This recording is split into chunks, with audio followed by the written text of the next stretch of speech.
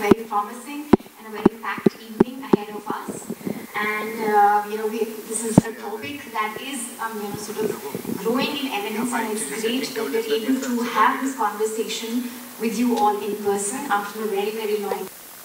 So so thank you so much for that extra effort that you all put in to be here in person. Like I said, we have a very packed agenda ahead of us and a very distinguished set of speakers who will be talking about the various elements of responsible business with us. And before we get into the thick of these discussions, I probably want to take a few minutes to introduce our organization, the Center for Responsible Business, to you all, and talk a little bit about the work that we are all doing, and particularly stress on the business and human rights, or the responsible business agenda that we are pursuing. So the Center for Responsible Business is a policy and action-oriented policy think tank, and as the name suggests, we are in the business of business sustainability. So what we really do is we enable and equip businesses in their pursuance of the responsible business agenda. And how we do this, or how we sort of approach this, is by working through partnerships, through and with partners, and this is a wide variety of ecosystem actors, ranging from government, quasi-government agencies, industry chambers, grassroots level organizations, standard-setting bodies, international organizations. So like a wide variety of organizations that we collaborate with. And of course, one of our main stakeholders are the business communities, the businesses, the big, the small, and the micro. And yes, so I think that is in a sense what we do. And given that business and human rights is, in terms of the breadth and the depth of this topic, a lot of the work, I would say most of our work, is underpinned by the principles of business and human rights. So, like I said, that we work on business sustainability through a variety of stakeholders. What we essentially do is we equip businesses with the right sort of information, with the right sort of knowledge, with the right sort of competencies, so that we like capacity development, and sort of creating the right enabling framework conditions. And that would mean, policy inputs, policy recommendations, and that's where sort of our work with the government and quasi-government comes into the fore. So yeah, so that's really, the universe that we operate in. As I said, that business and human rights is fairly well established and accepted, is the future of businesses. This is the way that businesses will be able to in future seize opportunities, mitigate, or de-risk themselves, and probably also sort of have access to newer markets. So this then becomes a very, very pertinent topic. And our endeavor here today is really to work with you all, to work with the business community, and to see how we can sort of forge this agenda together, and how we can work together on what is it that the businesses need today, to sort of up their game on the responsible business agenda. So I'd like to sort of leave you with that thought that, we are here to partner with you all, to sort of chart our way forward together on the business and human rights agenda. And I probably want to now once again thank you all, and maybe hand it over to Aliha to take us forward on our agenda today. Thank you.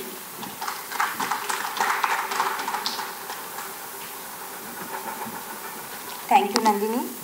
So I will now call Mr. Rijit Sen Gupta. He is joining us today virtually, and I'll just give introduction about him. He is a CEO of the Center for Responsible Business and has over 20 years of experience. He is in various areas of sustainable development, policy and practice across the Asia and Sub-Saharan Africa. I will ask him to give his opening remarks. Over to you, Mr. Sen Gupta.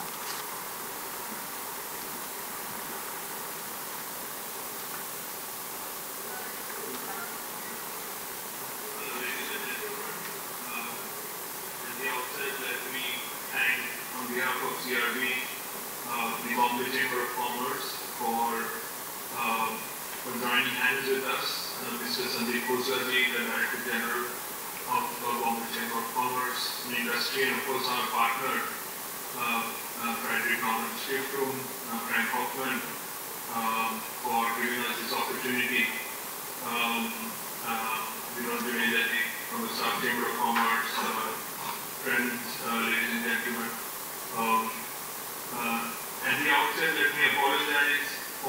being there in person. I had to cancel my trip at the very last moment last night, so it's absolutely my loss. I was really hoping to be able to be there and interact with all of you. Because I feel that this is what we are trying to do here is kind of a landmark event.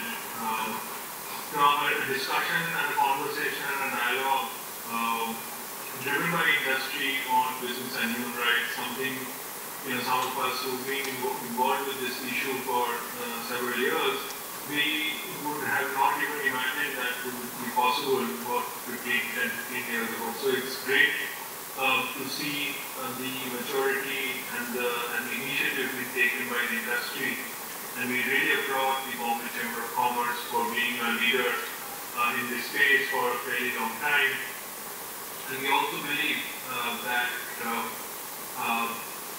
the various chambers of commerce and industry associations in the other South Asian countries like Bangladesh, Nepal, Sri Lanka, Pakistan are equally adept and also interested in initiating and joining this conversation, and we hope to engage with them in the near future through this initiative that we are sort of kicking off today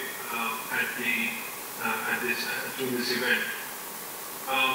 It is really, as I said, that the interest and the initiatives taken by the businesses on the topic of business and human rights in recent times that has really motivated us to think about designing somewhat a very ambitious and even some people might say very ambitious idea of creating a business-driven South Asia platform on business and human rights. And it's not a coincidence that there is a greater interest on business and human rights amongst businesses. A few days ago, a very senior researcher called me, and she was asking if there was a list of companies in India that have undertaken human rights due diligence or human rights impact assessment available. And I said, wow, this is interesting because there definitely must be a sizable number that there is, which is worthy of a list. So definitely there is a growing interest, and I know that you have a very packed agenda and you have extremely senior people and an eclectic panel with a lot of good friends of CRB and of us that you are going to share. So I'll be brief with my thoughts, and there are essentially a couple that I'd like to leave with all of you to consider. And two thoughts, one much more sort of specific to the region, which is the South Asia region, and one thought pertaining more to things that we're seeing at the international or the global level in terms of the global value chain. So if you look at the region, you see it's a very interesting time, essentially, where we are sort of recording in progress. And we are looking at, how the private sector can tackle some of the most critical challenges that are faced by people and communities in the region. It's a very interesting times right now, especially if you look at the interface of business and society. Flip over the newspapers or the online news, and you will see floods all around in Pakistan, challenges of supply chain of essential goods in Sri Lanka, which is coming out of a very period of unrest, unpredictability in Myanmar, and reckoning natural calamities in Bangladesh and Nepal, displacing thousands and up to even millions of people. And it is in this context that the private sector finds itself engaged in these countries. So what can the private sector in the region do to sort of look at these very, very critical challenges which have a lasting impression and impact on people's lives and livelihoods? That's the big question, I think, which confronts all of us, especially practitioners who are engaged with the businesses. And therefore, it's great that we have the South Chambers of Commerce with us here today, represented by a very senior person, Mr. Diligence. And I think through your good offices, Mr. Diligence, we would like to suggest as a consideration for the South Chambers to perhaps take up some of these issues of priority interest as something that we could probably develop some sort of regional initiatives involving all the different chambers. And there are three that come to our mind based on what I've said earlier. One would be the role of the private sector in disaster mitigation and response, especially looking at economic and social rehabilitation of those who are affected by these disasters. And the increasing number of natural calamities makes this a very imminent issue. The second is the whole issue of migrants, workers and migration, which is very, very common in the South Asia region. And can the private sector from the region come together and develop some sort of a common agenda or common initiative to help the families, especially with education and healthcare support for the migrants and their families, especially the children. And the third would be the talk about living wages. The recent work on the critical elements of recent work is living wages. So can the private sector come together and initiate a program on living wages, especially in the sectors which are very, very critical to the economies of the region, apparel and textile and agri-food, for example. So from the regional perspective, through the offices of the South Chamber of Commerce and also the regional chambers, this would be a suggestion to take up these initiatives, collaborative initiatives on some of these priority issues, if that could be considered. Now, the last point about my second point about the issues at the interface of the global value chain. As we are all aware, there is very little reorganization of the global value chain that is happening right now. If you look at the legislation and industry practices that are developing in some of the OECD countries, this will have considerable implications on how commodities and product value chains get organized. And of course, there are implications vis-a-vis COVID and geopolitics that also will add to this whole process. So, through this platform, our idea is to create an opportunity for a continuous dialogue, action, and solutions to be developed between the various actors, the buyers, the brands on one side, and the suppliers and the manufacturers on the other. And through this platform, given the access that we have, and all of us have to the international community, we would also like to create and raise the voice of the southern suppliers and the southern stakeholders and the international platforms on the importance of sustainable value chains, etc. So, from our perspective of this initiative, these are a couple of critical issues which we are very interested in exploring, and we look forward to this platform and, of course, not just the discussion today, but going forward to perhaps spend some time on these issues. So let me thank the Bombay Chambers of Commerce once again and our colleagues from the Frederick Norman Foundation for giving us this opportunity, and I wish you a very exciting event today. As I said, I regret and I apologize for not being there in person, missing out on the interactions, and not just within the room but outside as well. And I look forward to catching up with all of you soon. So thank you so much once again to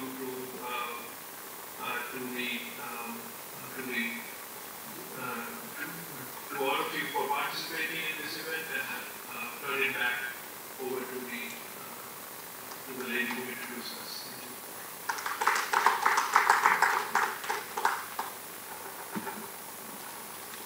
Thank you, Mr. Senigupta, for your opening remarks and setting the context for this evening.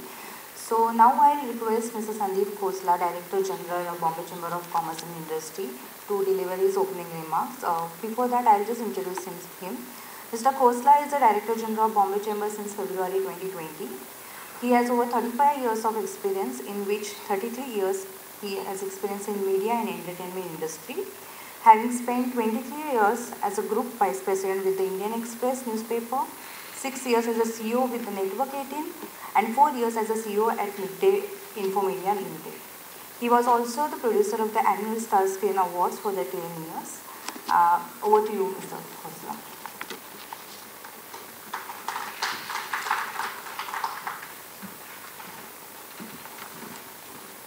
Thank you, Alia. Mr. Vinod Juneja, Vice President, SAC Chamber of Commerce. Mr. Rijit Sengupta, CEO, Center for Responsible Business. Distinguished members, ladies and gentlemen, I would like to express my heartiest welcome to each one of you for the panel discussion on emerging trends in sustainability, responsibility and due diligence that's unlocking potential for businesses in South Asia. At the outset, on behalf of the Chamber, I would like to express my sincere thanks to all our speakers for gracing this event for a meaningful discussion on this important subject. A brief about the Chamber. As most of you are aware, established in 1836, Bombay Chamber of Commerce and Industry is the oldest chamber in India, with a long and illustrious history of continuous service to trade and commerce. The Chamber represents a wide spectrum of highly reputed, professionally run companies, most of which are based in Mumbai, but whose manufacturing facilities and commercial influence is spread across the globe. The Chamber also acts as a bridge between industry, civil society, the regulators, state and central government, and aims to promote the interest of all these stakeholders in the overall growth of the country. The Chamber contributes significantly to key national initiatives such as ease of doing business, sustainability, growth, innovation, digital India, to name a few, through its committees, activities with special focuses on MSMEs and diversity and inclusion. The Chamber has 22 subject committees, some traditional like taxation, legal, governance, and some new age ones of the need of the hour like ESG, startups and innovation. Last year, the Chamber organized various seminars and conclaves, one among which was the Sustainability Conclave conducted in December 2021. The subject was Target Net Zero. Here a keynote on day one was delivered by Shri Amitabh Kant, the then CEO of Niti Aayog, and on day two the keynote was delivered by Shri Bhupendra Yadav, the Honorable Union Minister for Environment, Forest and Climate Change. To take this dialogue further, the Chamber also published a coffee table book on Road to Net Zero, which provided insights in the sustainability approach by stakeholders. Continuing the subject, we recently last month did another conclave on CSR, where our keynote speaker were Jayant Sinha, Mrs. Rajeshri Birla, and Mr. K.K. Mistry. And that again is the theme which we're talking about, because sustainability, CSR, everything right now is become so important. And thanks to all of you for coming here to attend this. Today's panel discussion actually focuses on sustainability and responsibility in the South Asia region. Home to nearly 1/4 of the world's population, South Asia has become one of the most dynamic and fast-growing sub-regions of the country, one which many multinational enterprises consider as a strategic growth market for their businesses. The 2030 Agenda for Sustainable Development and the UN's 17 Sustainable Development Goals, better known as SDGs, present a timely opportunity to South Asia to eradicate many of its problems, including poverty, and can help address many of its economic, social, and environmental challenges. South Asian countries, namely India, Afghanistan, Bangladesh, Bhutan, Maldives, Nepal, Pakistan, and Sri Lanka, urgently need to accelerate action on implementation of these SDGs. Our Honorable Prime Minister has already committed to a net zero goal by 2070. The goal may be ambitious, but it has the potential to fundamentally transform the sub-region. Investing in people, planet, and prosperity has to be delicately balanced, and companies in the region have to embrace low-carbon development pathways. Businesses now have to take responsibility for the way their operations impact society and natural environment. the corporate sector must focus its attention on achieving the triple bottom line of people, planet and profit, meeting the needs of the present generation without compromising on the ability of future generations to meet their own needs. India is well on its way to building a responsible business community in the country with two milestones. Firstly, CSR reporting and spending. The first such initiative globally has been made mandatory under the Companies Act 2013. And secondly, SEBI has made the business responsibility and sustainability report mandatory for the top 1,000 listed companies by market capitalization. It is pertinent to note here that the developing countries in the region start going down to responsible business path. Multinational need to adapt their sustainability and CSR program to suit the needs of market dynamics of the host country. Many more consumers are showing preference to purchase products or services of companies that have a deep commitment to social and environmental issues. It is in this context that today's deliberation on emerging trends in sustainability, responsibility and due diligence, unlocking potential for business in South Asia, assume great significance, and we at Bombay Chamber are sure it will have a lot of key takeaways for all the delegates. We are extremely privileged to have with us today very senior eminent speakers who will deal with the topic and issues in detail, and I look forward to the deliberation. I request all of you to take the benefit of the learned speaker by making it interactive. I once again take this opportunity to thank the Center for Responsible Business and Frederick Newman Foundation for working with the Bombay Chamber for this event. We look forward to working with you in future too. I would like to thank each one of you again. Thank you.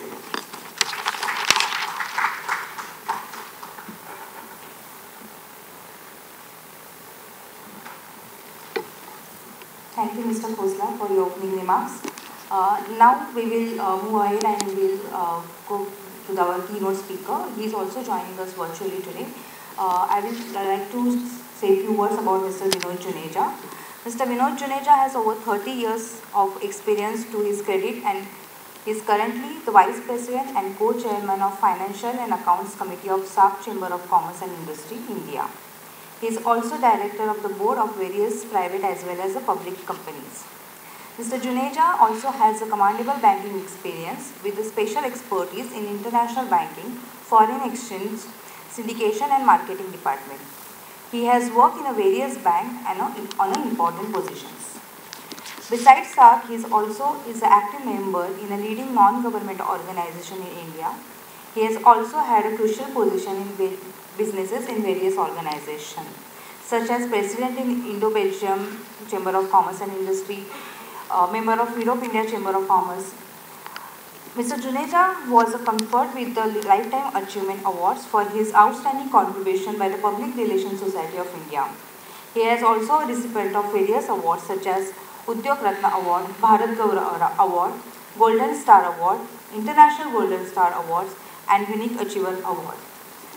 I would like to ask Mr. Juneja to deliver his keynote address.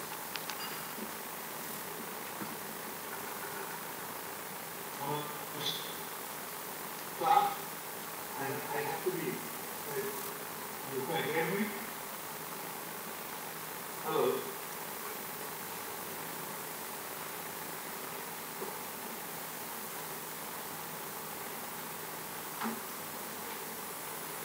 Hello.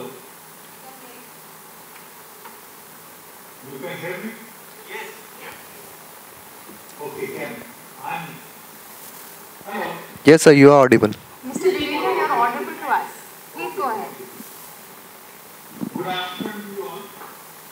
I wish I should have been present physically, because of some unavoidable circumstances. I am taking this conference from Middle East, but sooner or later we would like to have it back. I would like to thank Mr. K. Gupta, who has taken the lead, global lead of organizing this conference. Mr. Khosla, who is a known journalist, and he is running the Bombay Chamber of Commerce, which is one of the prime Chamber of Commerce in India, and we are very proud of the historical events of Bombay Chamber of Commerce. Ladies and gentlemen, our good friends, I will now come to the main topic of today. Now, what I am talking about the SAC Chamber. I wanted to talk to you about SAC. SAC is started in India, or in the world what is called was basically started by India. The idea of SAARC was first introduced in 1980. It was in 1981. The foreign secretary of respective countries met for the first time in Colombo, Sri Lanka. The SAARC chamber of SAARC is established in 1985 on the December 8th after its charter was finally approved with the head of state of South Asian countries. Afghanistan becomes the last member of SAARC chamber in April 2007.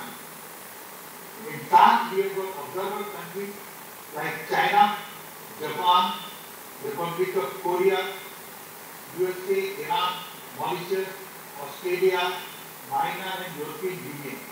These are what we call the observer status in the SAARC countries. Now SAARC has also got the apex bodies like SAARC Chamber of Commerce, SAARC Law College, South Asian Foundation, South Asian Initiative to End Violence Against Children, Foundation of SAARC Writer Literature, SAARC Finance Bank, which is based in Bhutan. So these are some of the arms of the SAARC. Now ladies and gentlemen, I want to tell you, in the SAARC nations, we are predominantly facing more or less the same problems.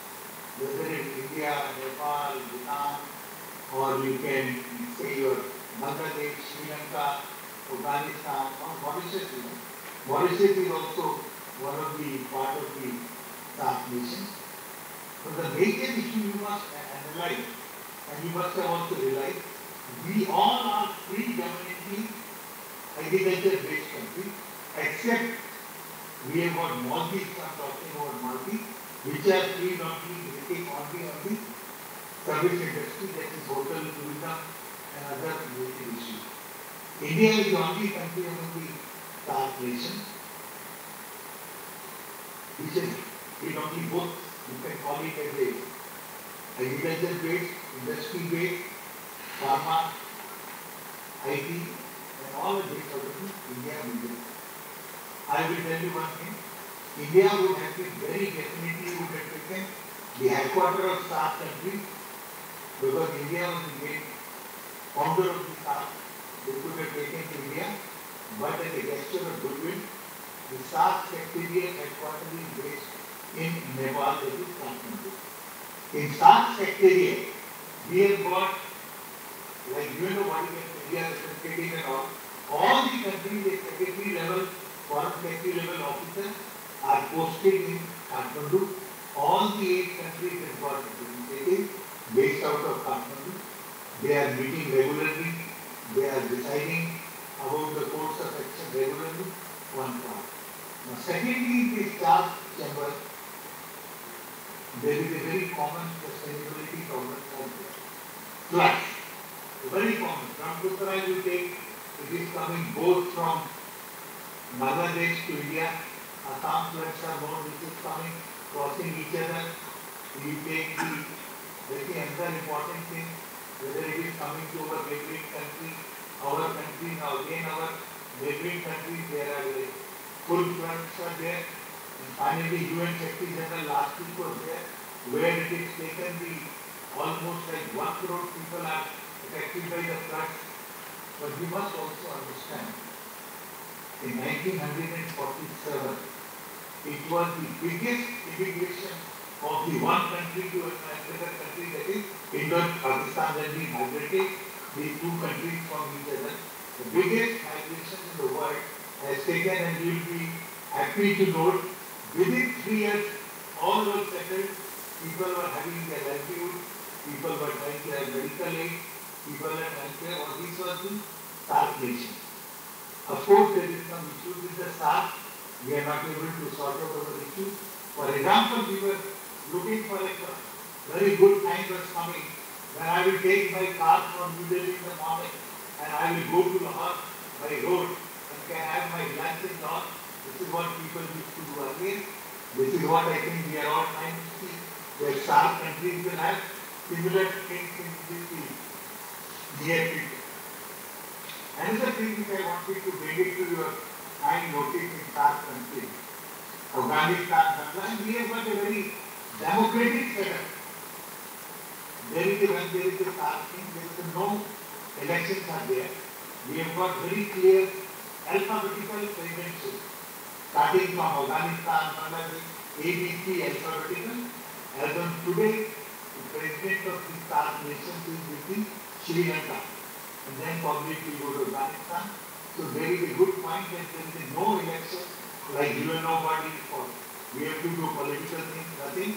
We have got very simple conduct. All these countries alphabetical will take 2 years tenure as a star presidency of Pakistan. Another point you must note among these star countries that we all are having energy shortage countries. There is a shortage of petroleum, there is a shortage of gas, there is a shortage of similarly some other things which requires for energy because we have got very limited hydropower, solar power, these things are very limited to us. And in these countries which are totally dependent to sustain themselves on account of things from the other countries, they always remain to be seen in Sri Lanka, there are problems that come. Bangladesh has also got some issues, but they are trying to come out. But good thing is these countries can fight that. We have seen Sri Lanka is also fight, Bangladesh is also coming. India will sustain because our GDP growth is very good, our inflation is under control, our exports are coming up, our manufacturing sector India is coming, our political stability there in our country, which is unfortunately in our neighboring countries is not so, but India has been dynamic leadership of Prime Minister Modi. From last so many years we have got a very stable and single cabinet government, which is very good for country. This is one aspect I want to tell you about the SAARC country. Now, another important point which I want to mention to you the full form what we are talking. The full form of, I don't know how many of you are aware, what is the full form of SAARC. South Asian Association for Regional Cooperation. South Asian Association for Regional Cooperation will be real form, and we are trying to see among all these nations we are able to sustain our. Today's topic of sustainability is very important, very relevant to the present chapter. The scenario what we are having, and I am sure whatever our CRP and Mr. Gupta has selected this topic, it is going to be very important in coming years. Now I want to take you to another one aspect is another talk is talking about CSR and sustainability. I will just take you a little background. In 2014, Ministry of Corporate Affairs under the Ministry of Finance nowadays, companies to spend 2% of the average net profit made during the immediate past financial year. Since then, the Indian companies have spent more than 1 trillion rupees in corporate social responsibility, CSR, since the framework for the corporate spending on the community came into force. Presently, CSR constitutes 25% of total India's philanthropic giving aid area of investment is defined in the Schedule 8 of the Indian Company Act. Now we have got this all as per the Indian Company Act. While again coming to another very important point, there is a lack of localized climate risk and vulnerability data and tailored climate information service that can be used to guide investment and decision making because there is a shortage of data.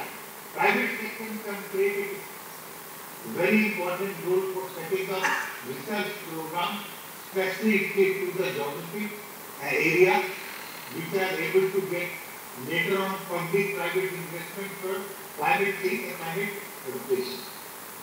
Business, frontier in business fundamentals. The emergence of climate crisis is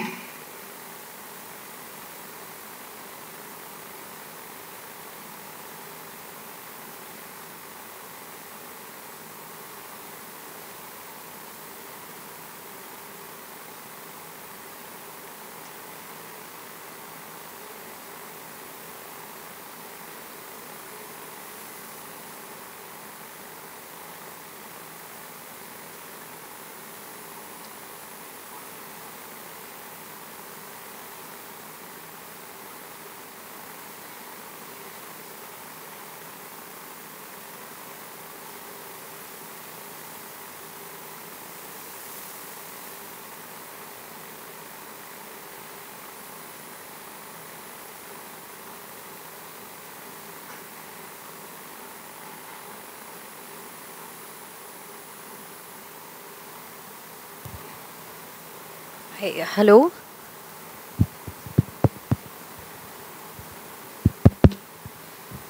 Hi, I think we've lost Mr. Juneja. Are you there, sir? Can you hear us? I can hear you, Sanjay Khare here. I can hear you. Yes, okay, great. We're unable, I think we've lost Mr. Juneja. If he could please try check his network maybe.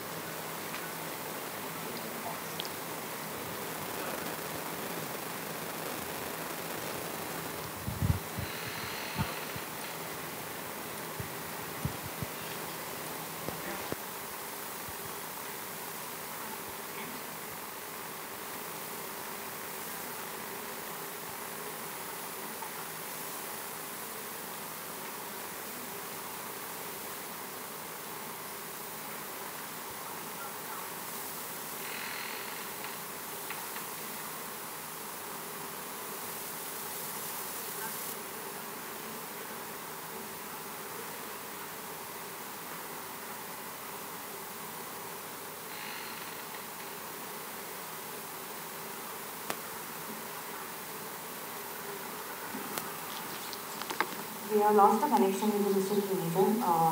We will check his connectivity. So what we will do, we'll proceed with the panel discussion, and then once we get back, then we will, after panel discussion, we can connect with him. So I will request all the panel members to join us on the stage, please. Ms. Vidya Tiku, Mr. Chandru Badrinarayan, Mr. Namita Barwar, and Neha, please. Mr. Sanjay Khare or Shamodi Narayan Khara and Mr. Marcus is joining us virtually. Over to you, Neha.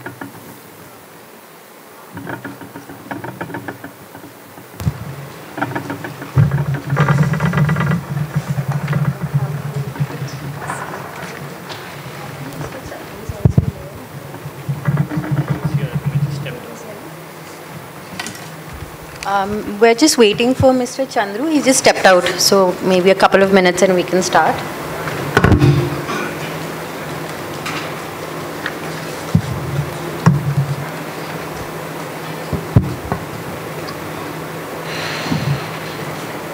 Hello. Hello. Hello, Mr. Juneja. Yes, sorry, I got something technical for. Now, my turn over. Yes, sir, please, you can continue. You can maybe conclude your remarks. I just take 2 minutes to conclude. Yeah. I just wanted to tell you the topic and other thing. Sustainability is, now India is going to have in September G20 meeting, which is going to be India will take over the leadership for G20, where the main topic of G20 meeting is also sustainability. And you will be surprised to know that there will be 182 countries of the world which will be coming to India participating in G20, and out of which India city, 55 cities in India will have the maximum number of delegates and maximum number of people will come. And main topic in G20 is how to add sustainability in climate change, in poor appreciation of poor people, and these are the things which are some of the important things. And I think in November, December, when G20 will come, India will be the leader in the world as far as sustainability and is coming in the coming years. Thank you. Thank you, Mr. Juneja, for your remarks, for your opening remarks. We'll proceed with the panel discussion now. Good afternoon, everybody. Thank you so much for being here. So I'm Neha. I work as a program manager at the Center for Responsible Business. And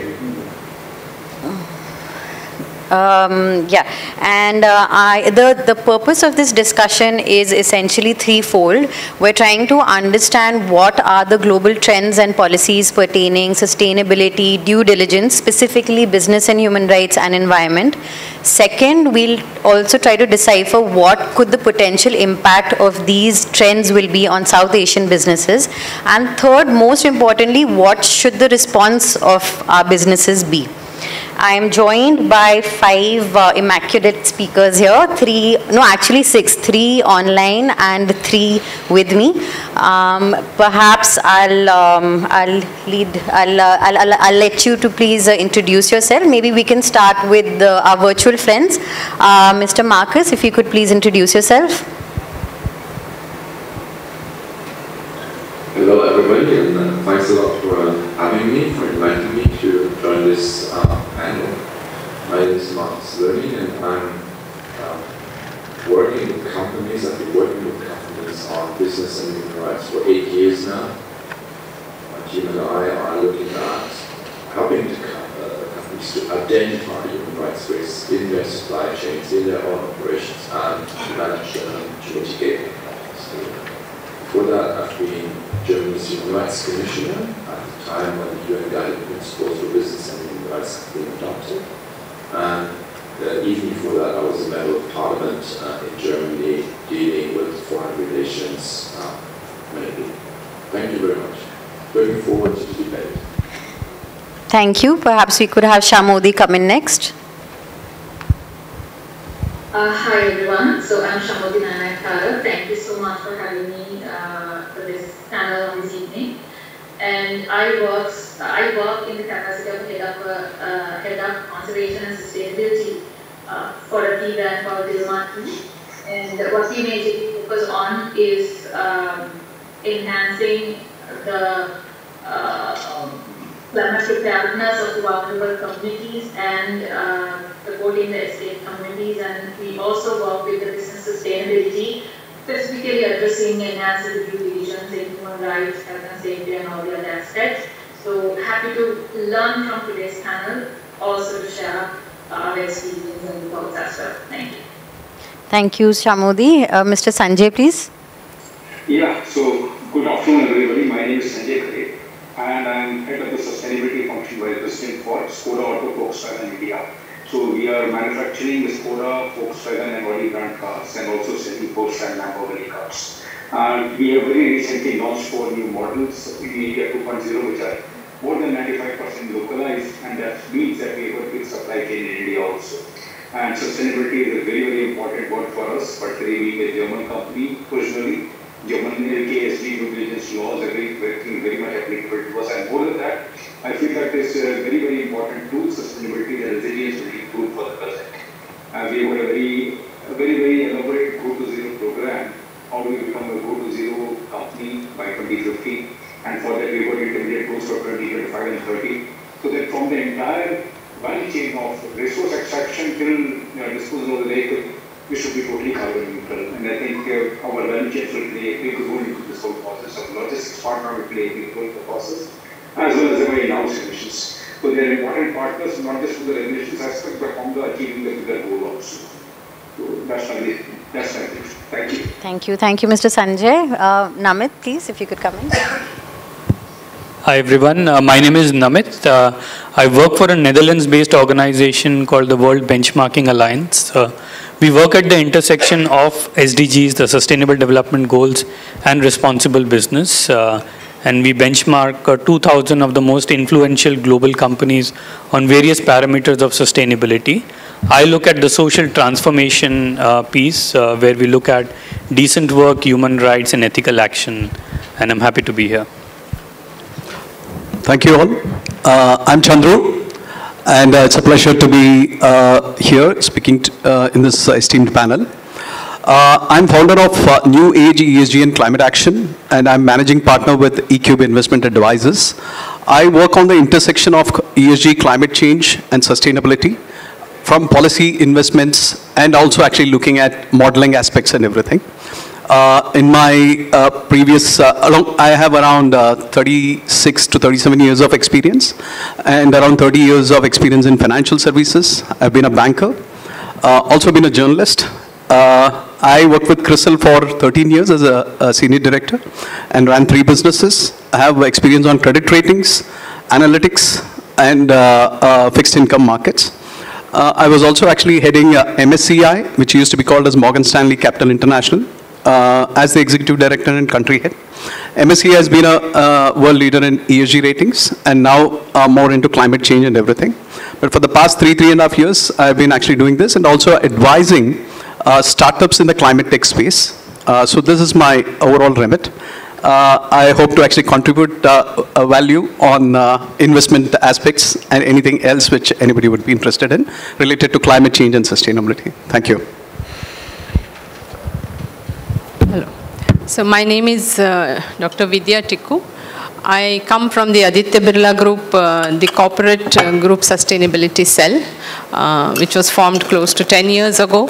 My responsibility largely here is to develop the ABG Sustainable Business Framework, which considers a lot of aspects under sustainability, one being the human rights, and also working with our businesses to look at how we can implement some of these standards, especially the supply chain management as well as the human rights management, the ABG standards within our businesses. I don't think I need to tell more about what types of businesses we are into. It's known. So I hope I can contribute to the discussions today. Thank you very much. Thank you. Great. Okay, so we have about 15 minutes for each speaker, and I have 3 specific questions for all of you, and we'll follow that up. I think this is not working, but my voice should be alright. And we'll follow that up with the open session, the open floor discussion, and I hope there will be a lot of questions, not for me, but for our speakers. So let's start with the global perspective first. I'll turn to you, Namit. Namit, if you could please give us a sketch of what are the current emerging global trends on responsible business and specifically on human rights and environment due diligence. Thanks, Neha. And I think, we can spend a full day on just looking at these trends. You have 5 minutes. But what I would like to do is also, when we talk about sustainability and some of these trends, it's different for different categories of companies, different sectors.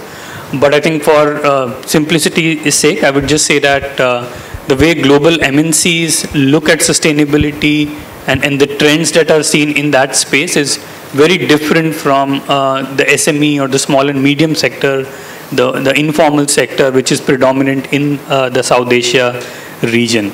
There's also this emerging trend, from the investor space, which I'm sure Chandru will talk about in greater detail, and then how communities are also becoming more engaged in this whole process of sustainability. One thing that is very clear in every forum now is a consensus on climate and environment.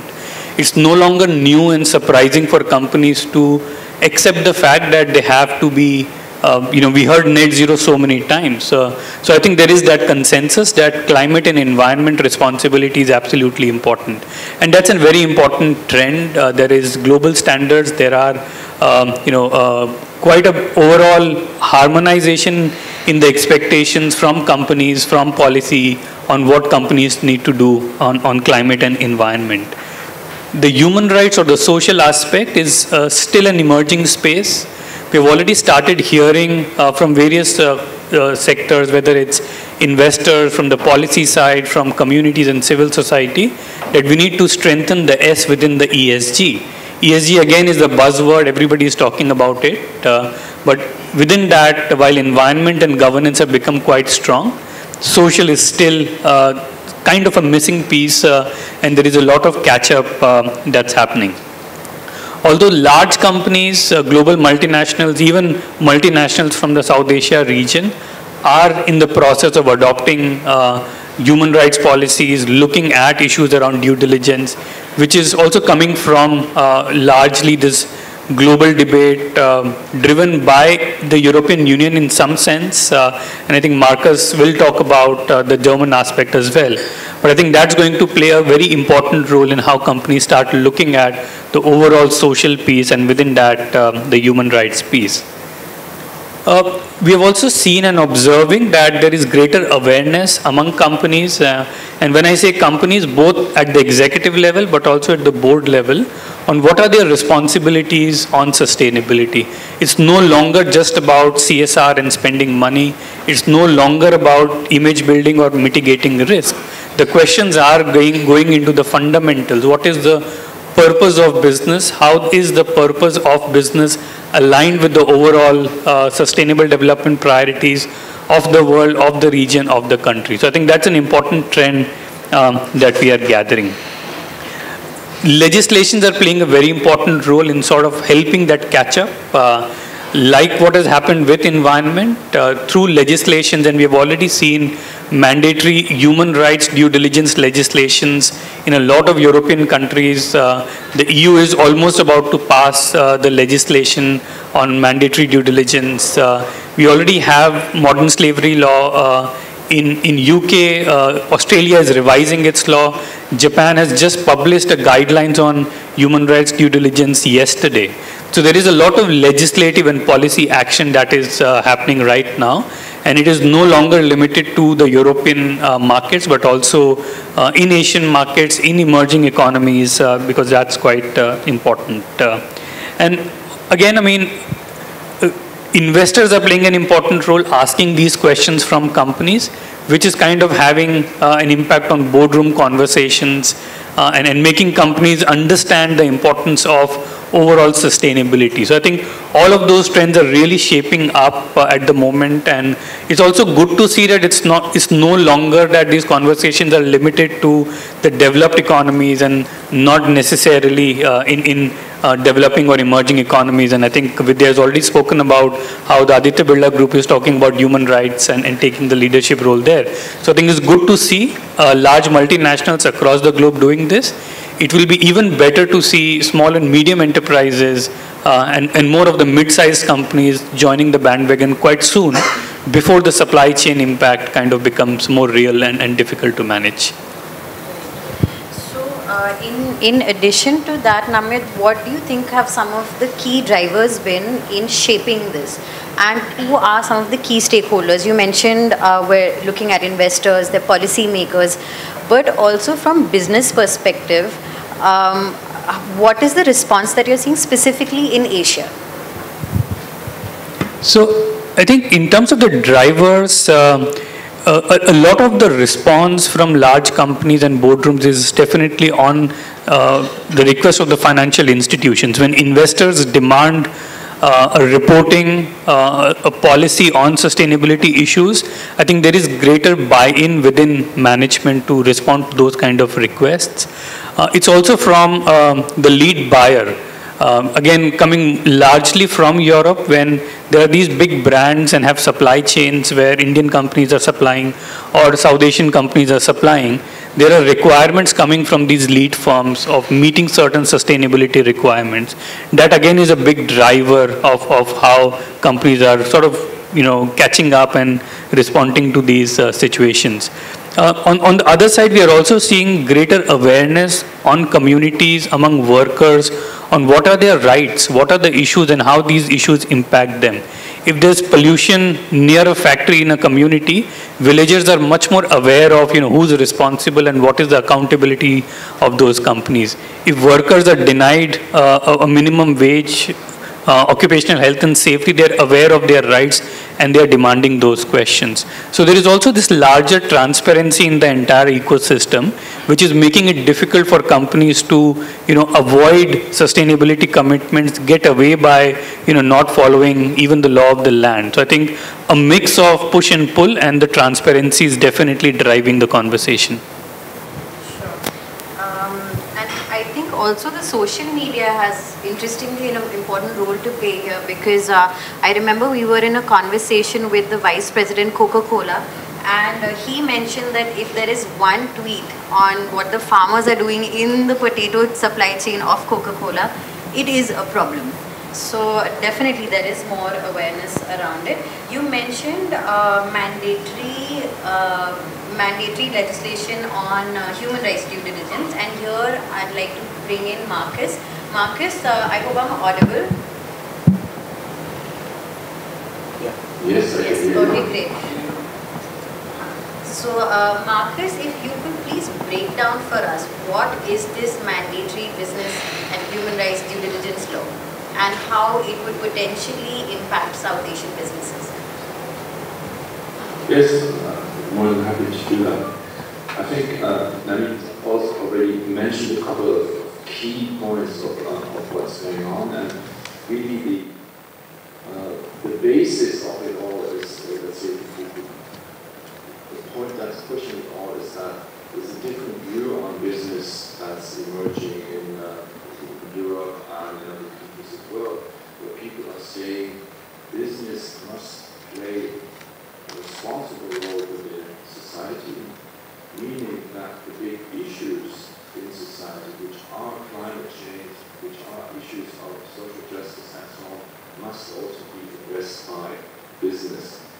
And businesses are adapting to that because they find that if they go beyond what they would traditionally be doing, like creating jobs, creating products, creating profits, they need to add a dimension of purpose of what is it actually that we are adding to society as a whole.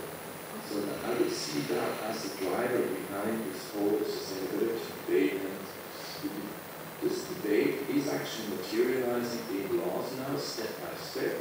So we saw the UN Guiding Principles for Business and Human Rights adopted in 2011. Now we're seeing a couple of different national laws. We've seen Switzerland, we've seen the UK with a law saving act. Germany has a law now that the Lieferkettengesetz. France has its law. The Netherlands have a law. The Americans are also working on things. You've just mentioned what's happening in Japan, the debate we're having in India. So it's moving in the direction of being more qualified now, meaning what do companies actually exactly have to do? Now obviously it's a problem to companies if they have a French, a Dutch, a British, and so on law in Europe alone, which is supposed to be a single market. So the EU Commission took up the issue and says, okay, we're going to have one law for the whole single market, or a set of rules for, which actually regulates financial actors and demands puts certain reporting duties and due diligence duties on financial actors. It is creating a law or renewing a law on reporting duties for companies, and it is now in the middle of creating a due diligence, a mandatory human rights due diligence.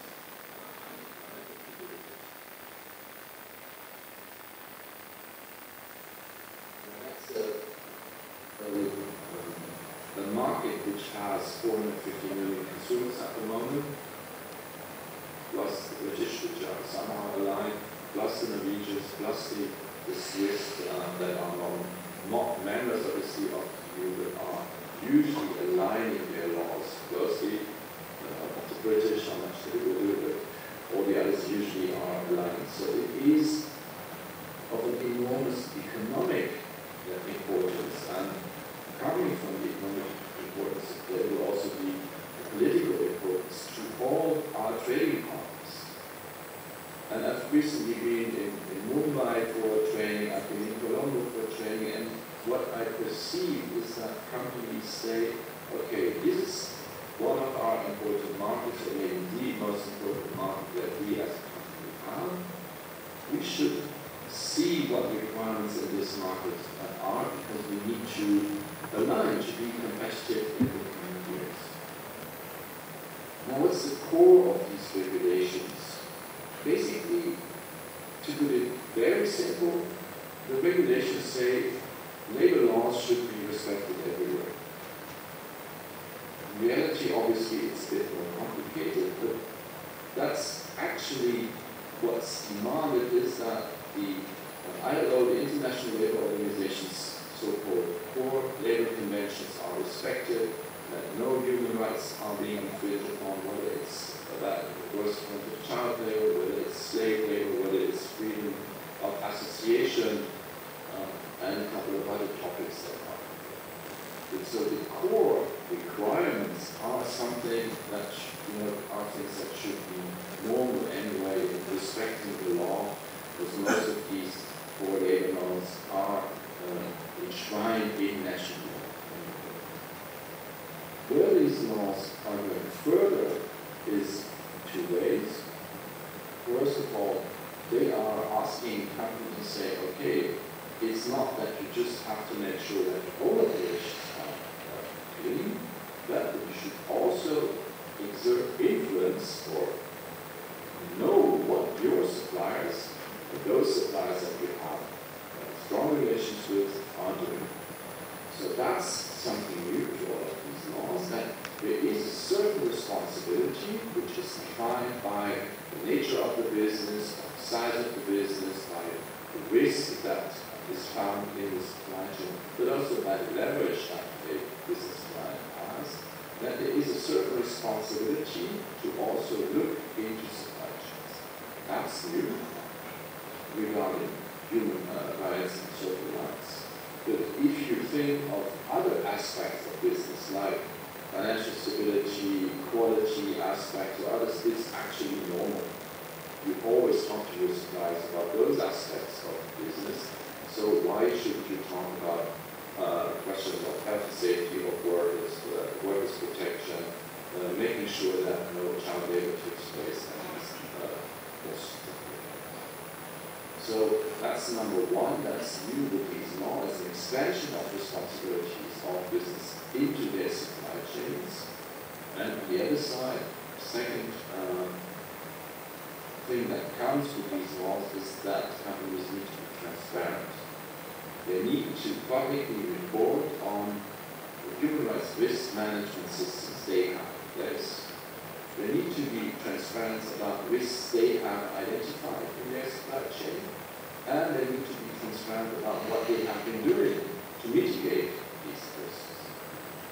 So all in all, it is a challenge for a lot of companies, but as I see it, as the European Union is taking over these mandatory human rights diligence now for its businesses and for importing businesses, I believe this is going to have a very strong standard-setting effect to a lot of other countries, because everyone that wants to access the European market will have to be in line with these regulations and these requirements. That's why it's so important to have the kind of debates we're having today to see where things are matching and to see where the challenges are. Because I think at the end of the day, the interest in all countries worldwide obviously is the same. Let's make sure that international trade, that globalization works well also in the future, which must mean that everyone that is creating value has also a share in the profit of profit. That is true. I think that's a common interest. Yes, and I remember we were in Germany and Namit was there with us where we had a short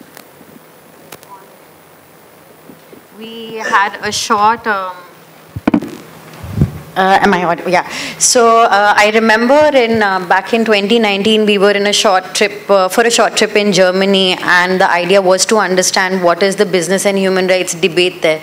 And Namit was with us in that delegation, and we met a trade union, and they said that while German products are known for quality, we now want our products to be known for the supply chain transparency and how there is dignity in human rights here. So, but here now let's move to Mr. Sanjay and get some practical understanding. Mr. Sanjay represents Volkswagen. It's a German company in India. So let's move to him and understand what is the implication here of these laws coming in, and more importantly, you will be now reporting on the German framework. There's also the business sustainability and reporting framework coming in. So how do businesses cope up with this? Mr. Sanjay? I'll just start my video on the short way. This is not my talk on this topic. See, one thing is about sustainability, I will talk about good factors. And I'll come to the point about the supply chain also, how I will be managing and what are the implications. Very first point is about the regulations, which anyway guide any business to move in a direction. For example, EU has got the new Green Deal, which is really driving the entire community into to a direction of being carbon neutral or being commercialized. The latest one is LKSG of the government regulations on supply chains.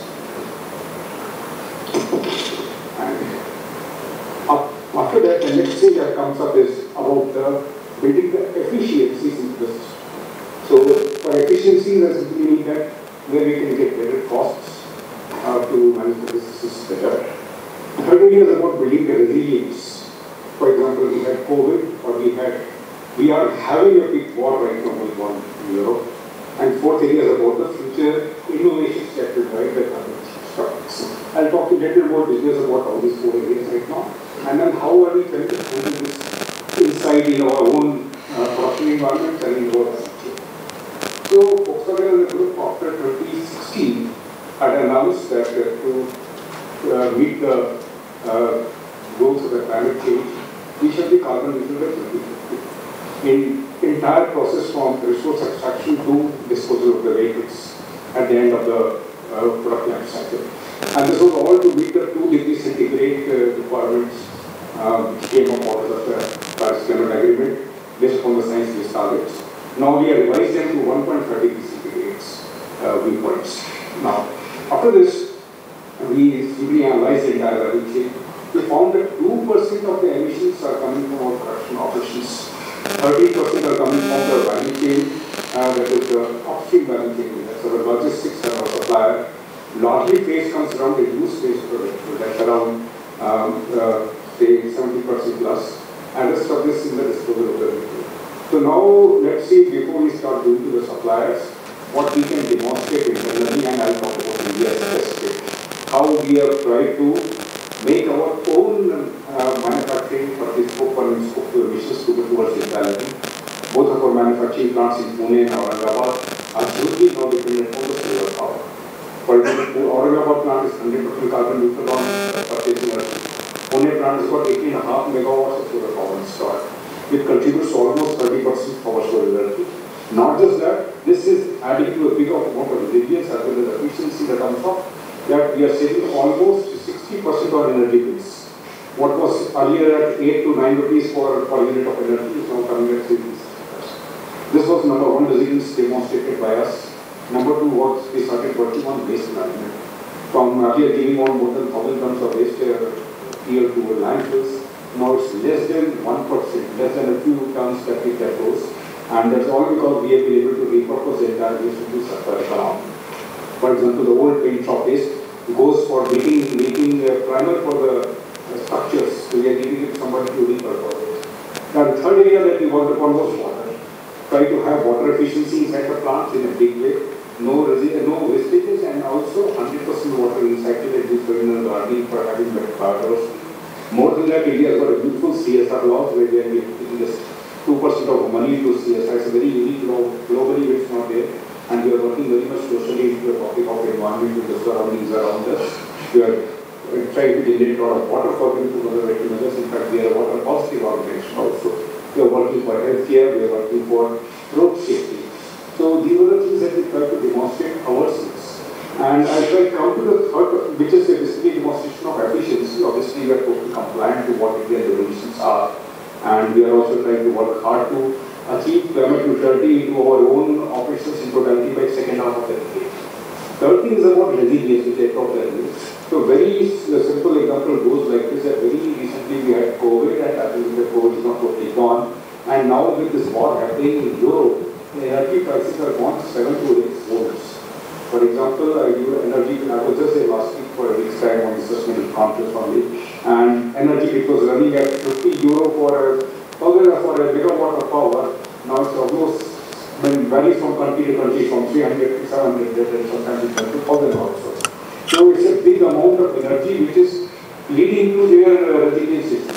So if the people, if my suppliers, if we use in India solar energy, why not? We can work on these topics. Same thing about, the type of disasters which can happen because of floods or because of typhoons, whatever preparation we have. In our supply chain, automatic supply chain, we've got a lot of challenges coming from semiconductors right now, but many times fires and earthquakes, these are also putting our global supply chains under pressure. And last but not least, this is about the future generations. Future innovations will not be driven by the efficiency of trade, but by the real scientific innovations. For example, in aviation, if you want to become aviation to be carbon neutral, they have to be fuels which have to be carbon neutral fuels. Or same thing about vehicles, they cannot be internal combustion engines anymore. They have to be electric or hydrogen or future fuels. So these 4 areas, regulations, efficiency, resilience, and future innovations is the 4 area which we are working on. And right now, especially our topic has come because of the supply chain. First, we try to demonstrate by ourselves. We are now already communicated to all our suppliers that this is what we are doing.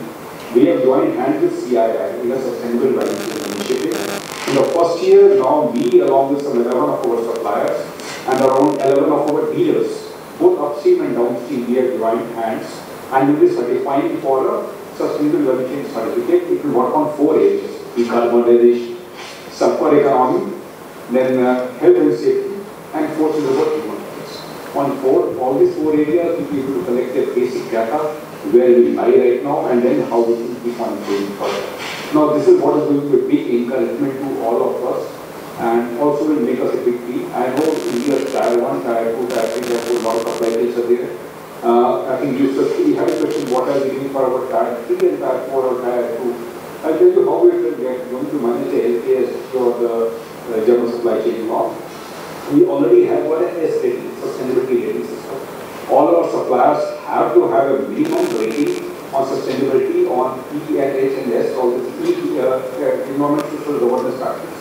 Then only they can be our suppliers. That is already in place. However, with this LKS coming, we have to have a system of properly analyzing the risk in our risk management process. Also have to have preventive measures in place. If there is something which we have found out, we should have a proper preventive measure in place and effectiveness tracking. And obviously all this requires a properly internal responsibility in the entire group, including the groups, grants, and diligence. Preventive measures in place. That means we have to document all the due diligence, and that is what we are trying to do. Obviously, this law is going to be applicable from 1st of January 2023. So the applications are on. We have already done a big communication in the entire group, including the grant, the board, over here also. That such a measure is going to be happening. We are already ready, but these are the various actions that we are taking. Thank you. Any questions I will Yes. Thank you. That was very elaborate, and you've given some really good examples on how to, incorporate some of these practices. But I'd also like to understand from you what are some of the challenges, and specifically maybe in reporting. So, like I was mentioning earlier, there is probably the German framework which you will have to report on, and then there is the BRSR, the Indian framework coming. So, as a business person, how do you see these challenges? What are the challenges, and what are some of the probably easy solutions that you see? So, the best solution is to do code and decode it, then whatever comes out of the report should be a good report.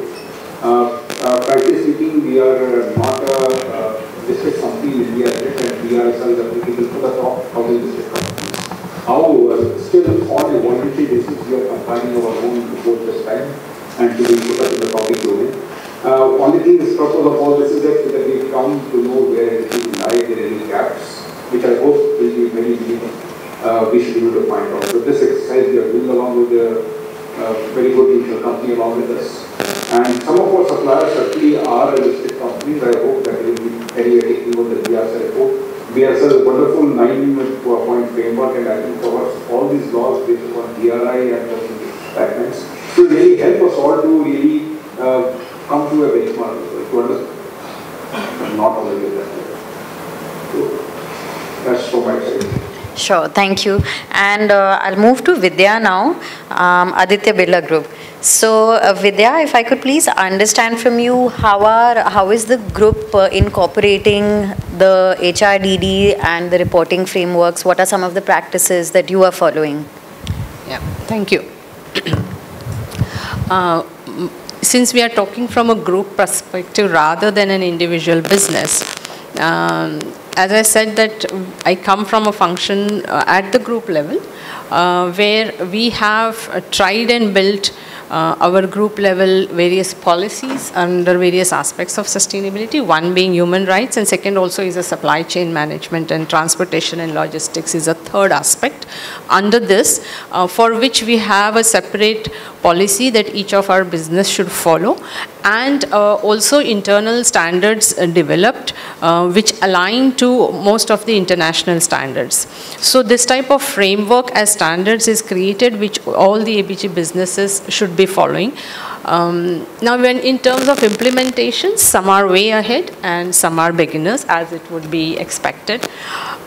Also along with these standards, we have provided certain guidance notes for the businesses to understand what is expected and how they can go about it. So the policy is the intent, the standards are the what part of it, what should be done, and the guidance notes and etc. that we provide is how about it.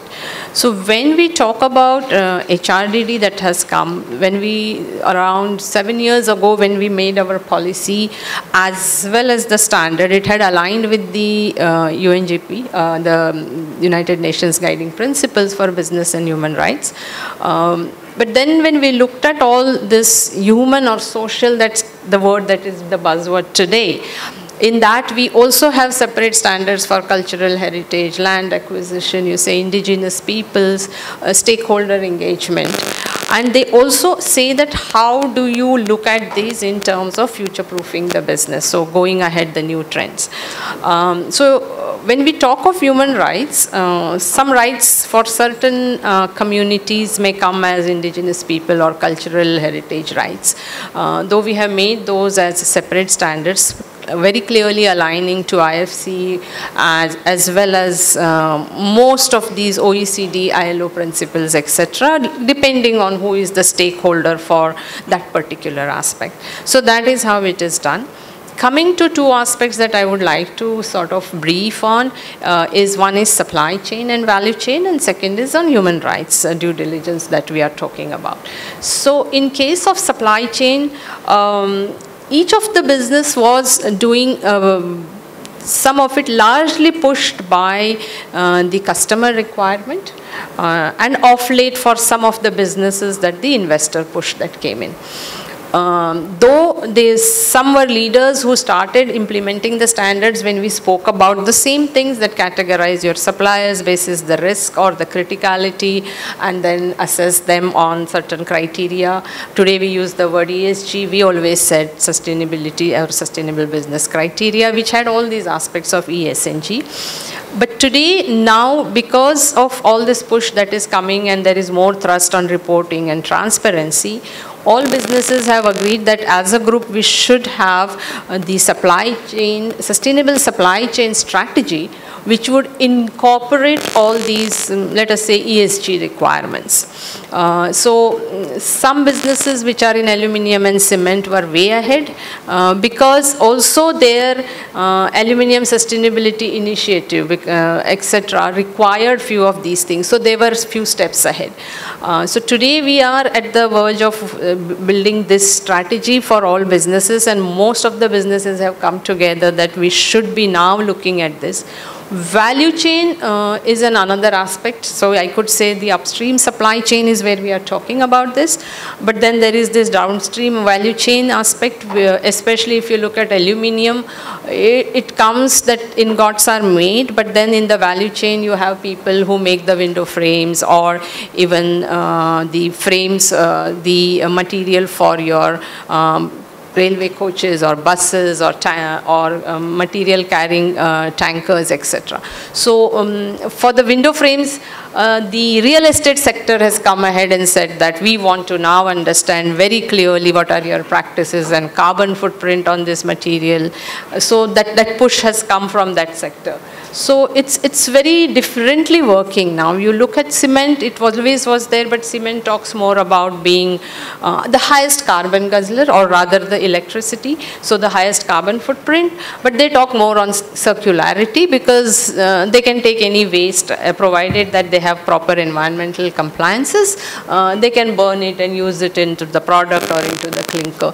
So but they are also again guided by Cement Sustainability Initiative. It's a different name now, last 2 years, where a lot of these things were coming. So there were some of these issues which they were looking at, but it looked like it was a patchy work done, and now same businesses are saying, yes, as ABG, we should have this sustainable supply chain strategy. Some pushed by customers, some requirements by industry organizations, and some requirements by certain geographies from very few export. So cement is not highly export oriented, but the aluminium is, of course, London Metal Exchange decides what should be your practices and also the price of the product. Textile, I know a lot of us speak about that in supply chain and value chain. We also have a few, we are in that business, but maybe not really the tier 1. Tier 1 would be maybe Aditya Birla Fashion Retail, which is largely India specific. But then if we look at things like Liva Eco, which has less water, there is huge customer push from, say, Marks and Spencer, H&M. So because H&M says we will recycle, we had to do that into the fiber as well that is provided to them. So those types of push were there. Now when I talk about human rights due diligence, since the beginning, even before BRSR asked about it, our standards did do about it. From my cell, it was a big uphill task to really bring it to the business heads that this is required. And after COVID, when ESG became the buzzword, as we call, and investors as well as customers started asking about it, possibly the migrant labor issue that happened brought it to the forefront. Now most of our businesses are looking at conducting HRDD. And there are a lot of customers asking that we want to know how have you identified your human rights risk.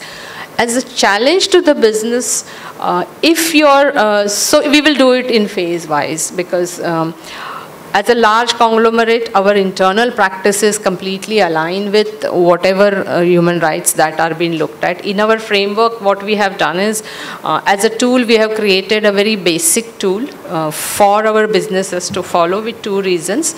Rather than how do we focus on which right is at risk, so at least look at your practices, what you have, for your employees, for your suppliers and contractors, and then identify where that system strengthening is required, where there are possible gaps that we are not aware of, and then possibly do a deep dive in that region. So when we speak about all of these, almost 38 potential, 38 rights are identified in the tool, which starts from UDHR and all the other things, ICCPR, etc. And there are some potential abuses identified, so that it's a hand-holding to our business teams who would try and answer this tool for each site, not for a business, at each site, because issues may be different at each site. And what we found that biggest gap is coming in terms of understanding or knowing what's there happening is in the supply chain, which everybody has been talking about. The challenge there is sometimes some of the critical suppliers, or even they may be not only large businesses, but sometimes the material comes from an unorganized sector. So the push of legislation is different over there. There is no common data available. The will of these people to say, "Hamara to dhanda aisa hi chalta hai." So either if you don't want the material, we have others who will buy it. So what happens is, if you become a large brand, then there is a lot of these ethics and that push is there. And also if you see is EU due diligence, etc. Since you are a supplier there, it comes to us, but then implement or knowing what's happening in the supply chain is very difficult. The procurement function of a business would say, okay, this is not my job, I really don't understand this. So then who does it? The sustainability people will say, okay, this is what should be done. That do I go and do all these requirements? So in sustainable supply chain framework, we are building this in trying to see if we can create a common IT platform as well, because a lot of suppliers across the group may be same for different businesses. But the HRDD tool, a couple of businesses are going ahead, doing it.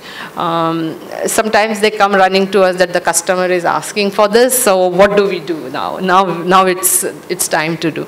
So I would say, in any business, like if you talk to the CEOs, environment, health, safety had always been a priority. But now human rights is coming up. But my opinion is that in any business, human rights as a function should sit separately, not under sustainability nor with HR, because in all the decision makings and in many of the regulations that a company has to follow, lot of these aspects are there. If you see, BRSR reporting is done by the company secretary most of the time because it goes to SEBI. So they do it. Then they will ask for data. So different functions have to have that data that is being asked for. So, and then who does it becomes a question. So there are some of these challenges. I hope I have answered. Yeah, that's a really good point that you mentioned, that human rights should sit separately. That's a really good intervention. Maybe, and I think also what's working is, like Namit and Marcus were saying, that the expectations from businesses are also becoming a little more clear. So with this, even businesses will have to be more well-defined in what their interventions will be and how they will be. If maybe now we could go to Shamodi, and same question, Shamodi, how has Dilma Tea been incorporating these principles on human rights and environment due diligence? Yeah, thank you. So first of all, I've been listening to other across the panel when they're sharing thoughts, and it's really wonderful to see same thoughts, and I was comparing to what we are doing here in Derma, and also because we are working with different other corporate groups in the country also, to hear that same kind of thoughts echoing among all of us is a wonderful thing. I think that's a really good emerging trend. I would start with that. But yeah, in this due diligence and the responsibility in human rights and environment, first, for Sri Lankan manufacturing sector, I would say, if I come to Derma, emerged as a, because it was induced from different regional and global bodies and platforms, such as the EU regulations, the ISO, and the United Nations, all that, right? But later, I think, because now most of the South Asian businesses are changing space, because even kind of Dilma also started like that. Dilma started before we branded it as Dilma. We started as exporting bulk tea, right? But now we are a global brand of value-added and manufactured tea. I think most of the South Asian businesses, it's the same thing. We are changing our life cycle from supplying parcels of an end product to finishing the end product, one processing cycle. So with this, the importance of due diligence and responsibility of human that we have in human rights and environment also is carried, because ideally it helps to maintain that competitiveness and the industry market penetration and all that generalized things. But later entered, after this, all the standard platforms and regulations and all this, later there was this lot of other platforms like the United Nations Global Compact, where a group of companies get together and discuss and share, start a discourse on how to do diligence and responsibility is important, but level that we pursue that, change the mindsets in a way that businesses, including us in Sri Lanka, has a proactive approach to maintain this, right? So one of the practical examples is that together with IUCN and Ceylon Chamber of Commerce, Dilma initiated a platform in 2012. They initiated a platform called Badash Sri Lanka. That's completely a corporate-led initiative. There are about 100 plus companies, medium to large scale companies, or corporate, representing all the sectors, business sectors of Sri Lanka, where they get together.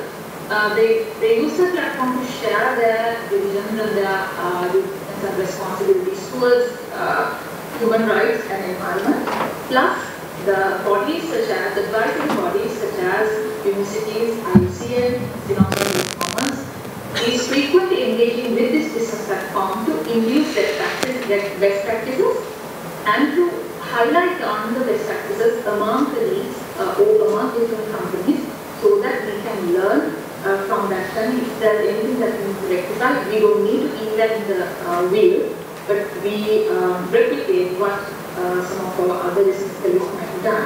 So they now took the initiative of implementing this, and it's progressing very well. So that's one of the examples to what level we take this as the level of importance of this debate. And on the other hand, so one of the things that we have to make sure when we were taking this this debate of human rights and environment, I would take one of these examples, like when it comes to our packaging sustainability. We had this interesting thing. We had so many demands because last week was poisonous to human health and all these things. We had this environmental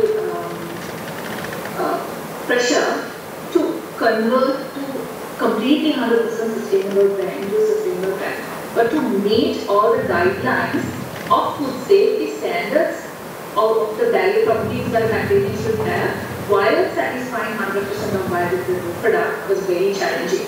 But since we cater to, I would say, 105 plus countries, we have to make sure all these different kind of due diligence, expectations of due diligence of different regions, different continents are met while we do our product.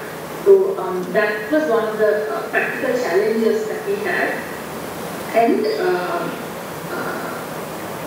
recently, we got this standard called SMETA, so where we are pushed to look for innovations and innovative processes where we support the human rights and the environment in a way that is way beyond CSR, or that is way beyond just a mere standard maintenance to safeguard the brand equity.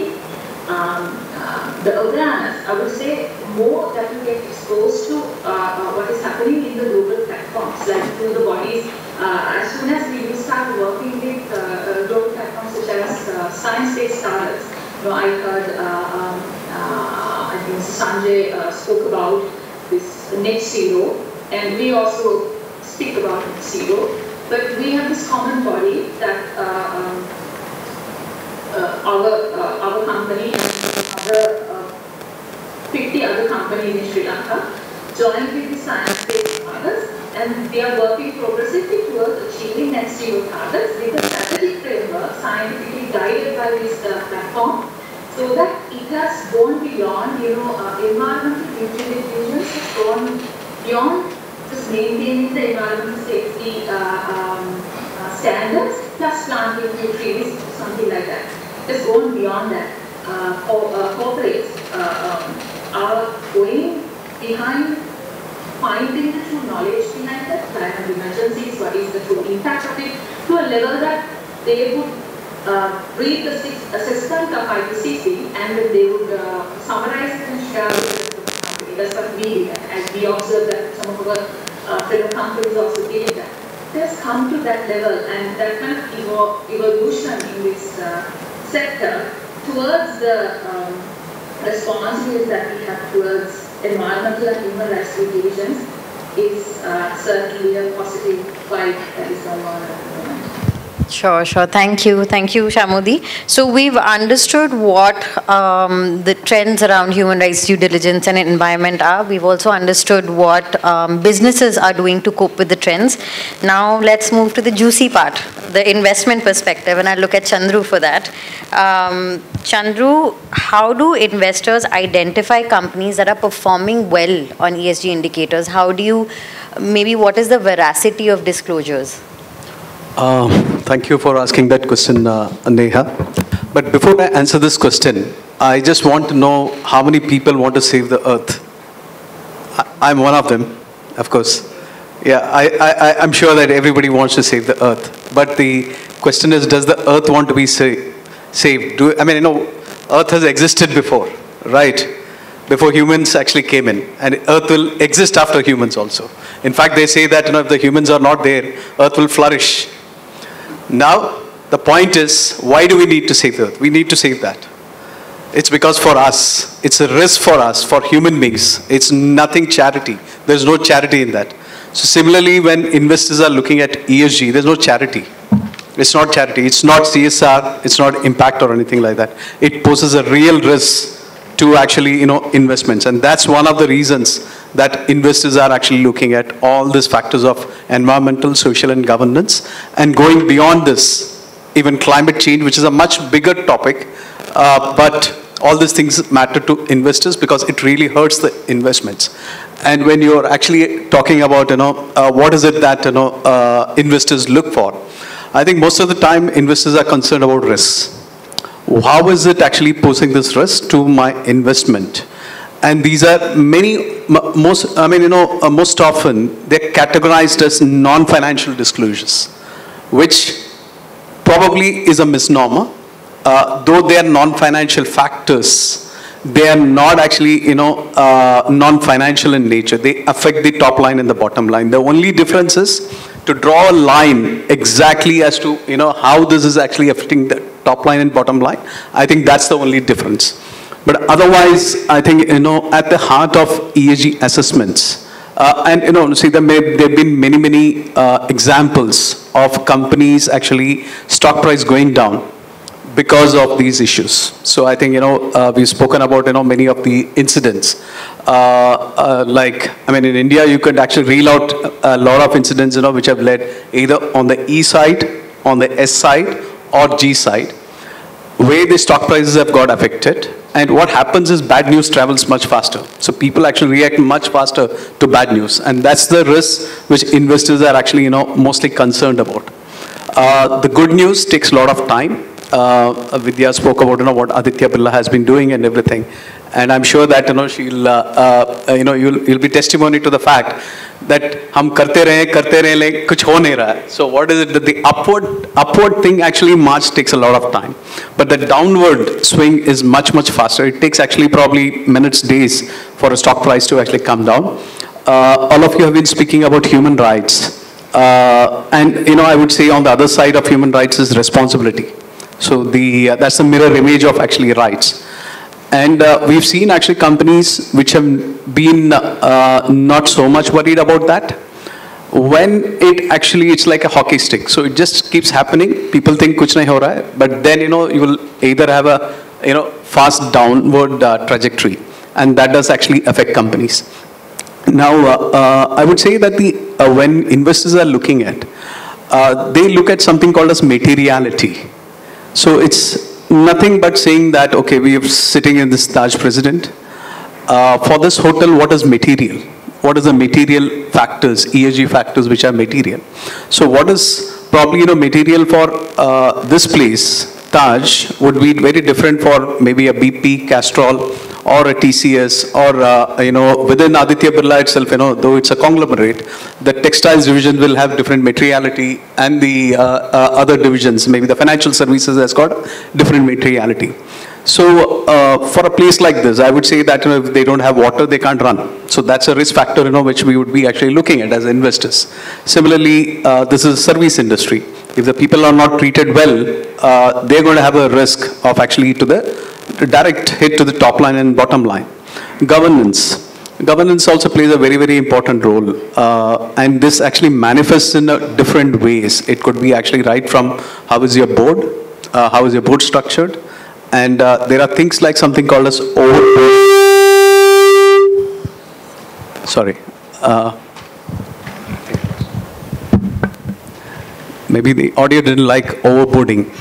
So there's something called as overboarding also, which means that if a director is in actually many boards, which simply means that they will not be able to provide sufficient time, quality time to actually these institutions. And I'm not sure whether many people are aware here. This became a very, very important issue with a financial institution. This was just around 3 years back, I think, before COVID. And a very, very famous financial institution almost lost its chairman. So that was because main reason there was because of overboarding. So these are the issues which actually come up in governance, and these are some things which are very, very, I would say, there are many things which are important for investors, but materiality plays an important role, and the materiality can be different. Largely, I would say governance does not change too much between actually sectors, segments. But the E factor is something which can change. The weights actually change. How much importance do I give to an E factor?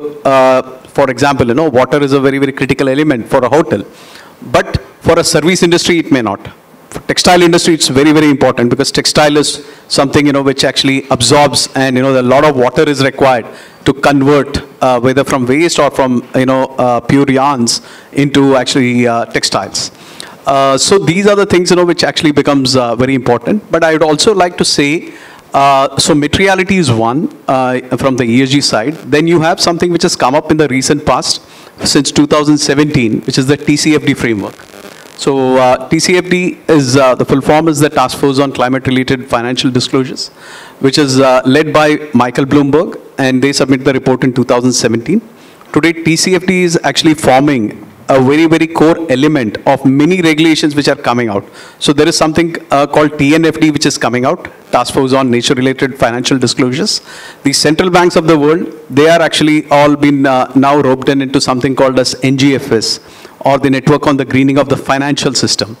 What this impact is going to have on corporates is simple, that if they do not actually manage their climate risks in the manner which is actually as per the norms, then the banks will be forced to actually lend at a higher rate. And the other side is that if they are actually following good environmental practices and climate practices, if they are able to reduce this risk, then they'll be rewarded with actually lesser rate of interest. So that's how it translates and manifests. So these are the things, which actually, as an investor, there are many, many things, which investors worry. So how do investors even assess this risk? There are many ways in which investors assess the risk. One is, of course, the reports which are given by the ESG rating agencies and all. But there are also actually, a lot of independent journalism which is actually happening now, which is actually not just the social media thing. So there is a lot of independent journalism, like maybe Ken, Scroll, all this kind of, agencies which are providing a lot of information which are not actually, which are very well respected. So all these things actually make a difference. Then there is something called as unstructured data, which investors have started looking at. What this means is that most of the time it is the corporates which are submitting the reports which go into ESG ratings and all. But apart from that, there is a lot of things which artificial intelligence has got into, and many times, nobody can even track it as to saying that only machines can actually do that. So for example, one example has been that climate change itself as a word, how is it actually affecting corporates?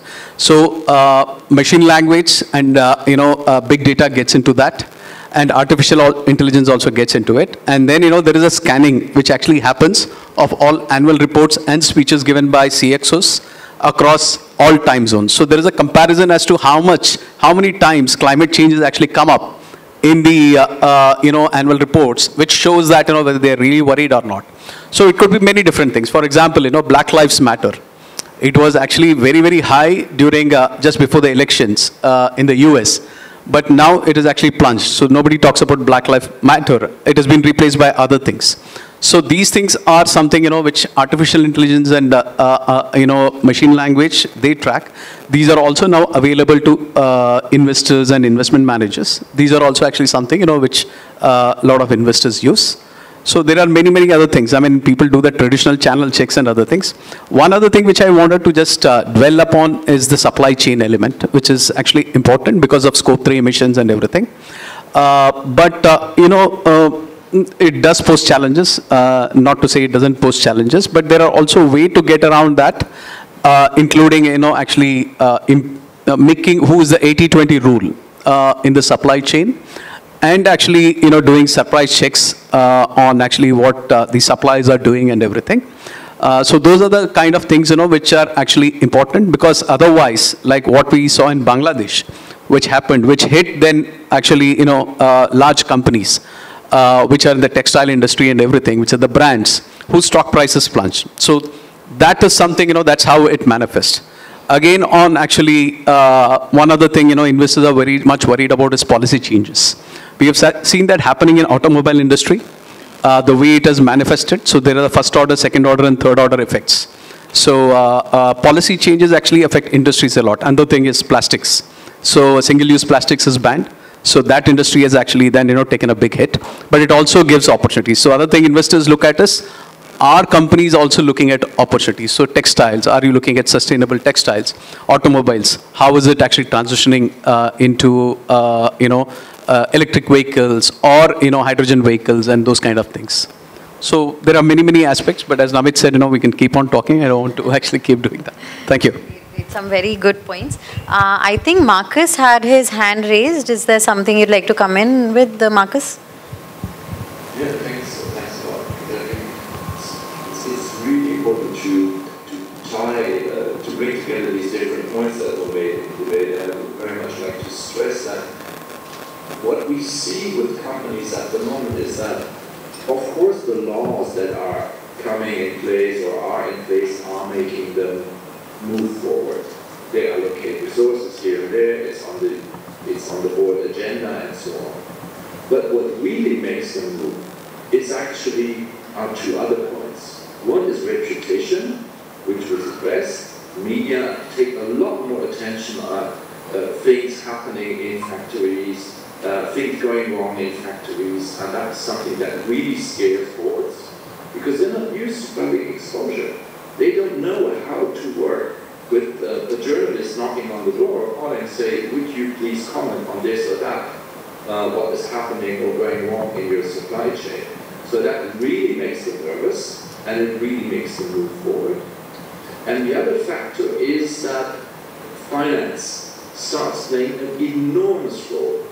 So just in the course of the last 3 weeks, I had 3 companies calling me saying, listen, we've got this private equity investor, and he's really pushing us to know our risks in the supply chain and to mitigate and manage these risks.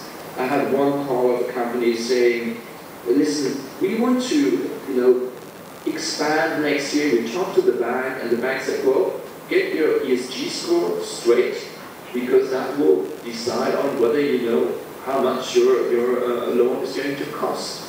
So I think it's a combination of all of these things that is really bringing a dynamic which is really interesting. It's the law, but it's financial actors and its reputation, and these 3 things together are really bringing some very interesting moves at the moment.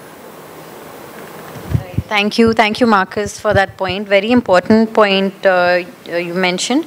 Actually, I had another question for you, Marcus. Since EU is leading, it's leading the change on human rights due diligence, on environment due diligence, and you're not just looking at your own companies, but you are looking at value chains and supply chains.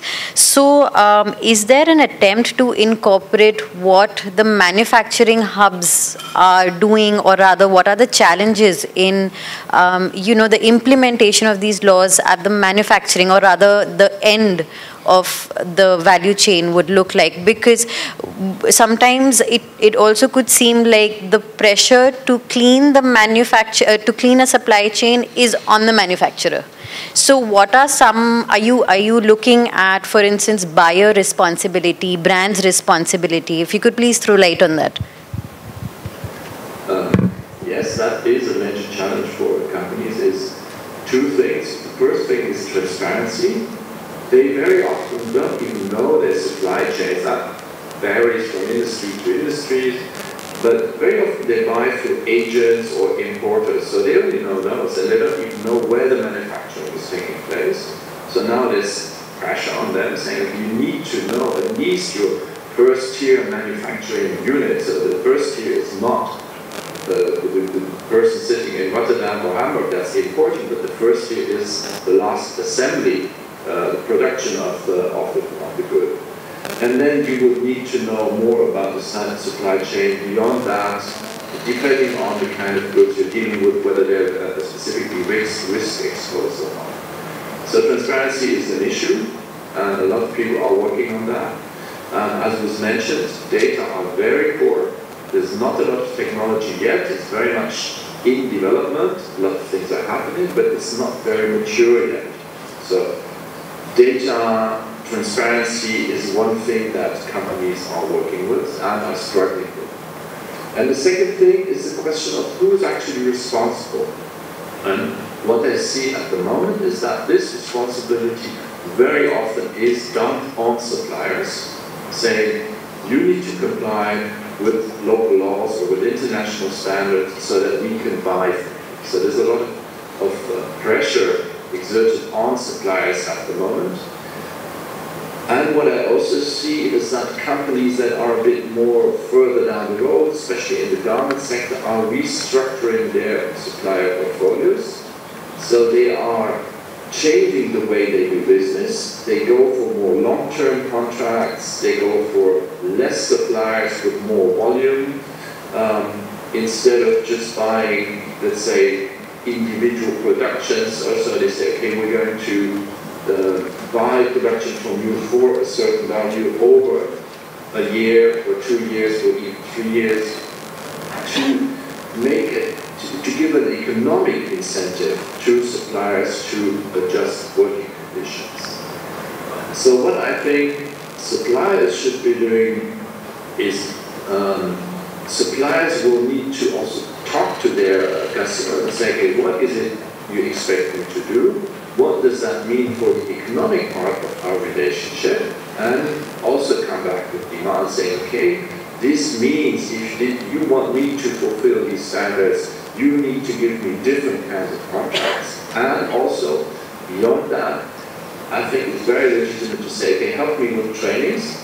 You know, what is it my people need to know? How do I need to set up management system and so on? So I think an interaction is necessary, and I also think that it is important that it is a divided responsibility. It's not something that should only be on suppliers. This should be a divided responsibility, and corporate customers should be made aware of.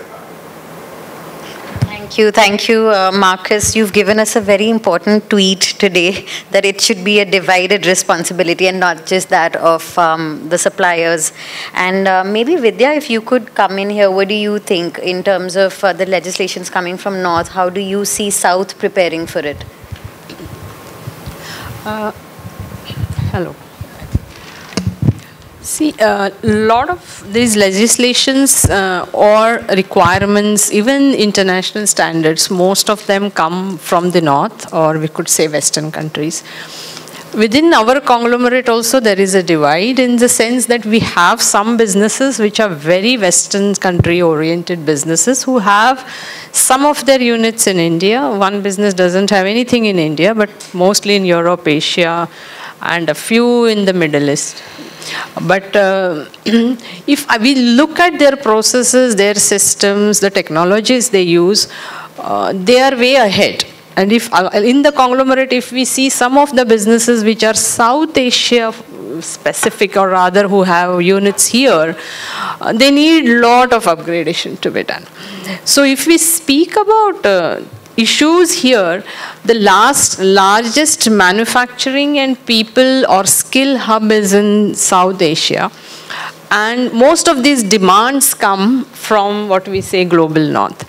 So really, when they give those demands are from the perspective of where they are, where there is less density of population, there are more resources, there are better systems, whereas here it is all very uncertain in terms of what could happen. Lot of unorganized sectors, dearth of, or larger, we could say that very few are having particular systems, no information or data available that we have been talking about. So implementing those as they are demanding in this geography, I know it's difficult, but it might take longer than the expected timeline that you should be doing this. So that is the challenge. So possibly that's another reason why when the world went to net zero by 2050, or some of our businesses have even claimed by 2030, but India has said 2070, because we are still not there in terms of data, information, technology, and our huge number of people, their skill, their awareness is the biggest challenge. Also, when we link this between human rights and the climate that we are been talking about, if we see the South Asia as a continent has a lot of population, the population density is high, and we will see a lot of the climate risk impacts in terms of what we are seeing, the flooding, the rain patterns that have changed, and all of it will affect this workforce. So that's where I agree that if it is going to affect this region, how will it impact the whole economy of the globe when we are talking about physical risk assessment, adaptation, which would have its own impact on people's rights, people's livelihood, etc. So rather than saying that how do we implement these standards, some of these to the T for people in this region would be very difficult, but I don't want to say we can't do it, but it might take longer. Lot of work needs to be done also in terms of creating that awareness and understanding why do we need to do some of these things. And of course, yes, the skill part of it and people who would work around it. I hope it answers that. Yes, thank you. I do have more questions for all the speakers, but as Mr. Khosla said that this should be an engaging session and not just me asking questions, so please open to the floor.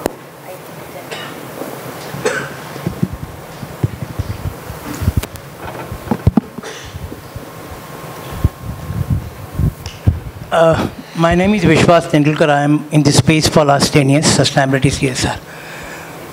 I don't know whether we are aware that the Ministry of Corporate Affairs from 2013, I'm closely associated as in various capacities, found out the anomalies in the CSR reporting. The numbers, figures are increasing, but there's an anomaly in they randomly picked up the CSR report, and there is a lack of information.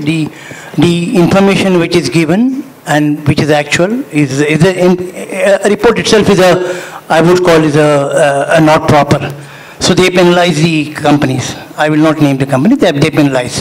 When a question of reporting with TFID, GRI, all standards, all over the world, including India, Indians are smarter in giving reports. Reports are fantastic. I would like to, I don't know whether you are aware of Apple case. Apple, the company who was largest company, largest share price, complied with all reports. They had subcontracting their work to a company in Shanghai. And this is a case study which I come across. And I was shocked to see this case study. My son was working for Apple. And even the toilets were not provided to the workers. Forget about which. This was pointed out by Bloomberg. Bloomberg highlighted it. Apple share price came down. Apple sent a team of senior people to Shanghai and tried to put whitewash. Some people, they interviewed a few people and no, it's all right. My point is there I think there's a great need of sustainability audit institution in ISI, and we're thinking of having the CSR audit. When there is an audit, there is a results and impact. Impact assessment is result of what is happening in CSR reporting. I would like to give 2 examples. Accounting practice started way back of 60s. Because of the institution like chartered accountant, today accounting is somewhat great to extent matured. Audit.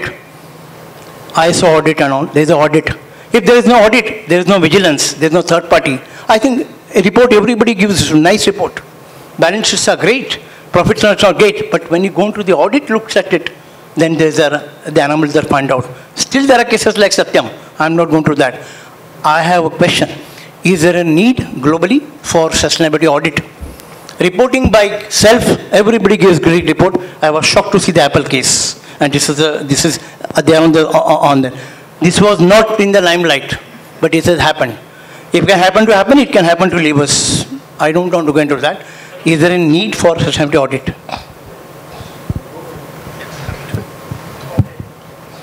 Yeah, I mean, that's a very valid point because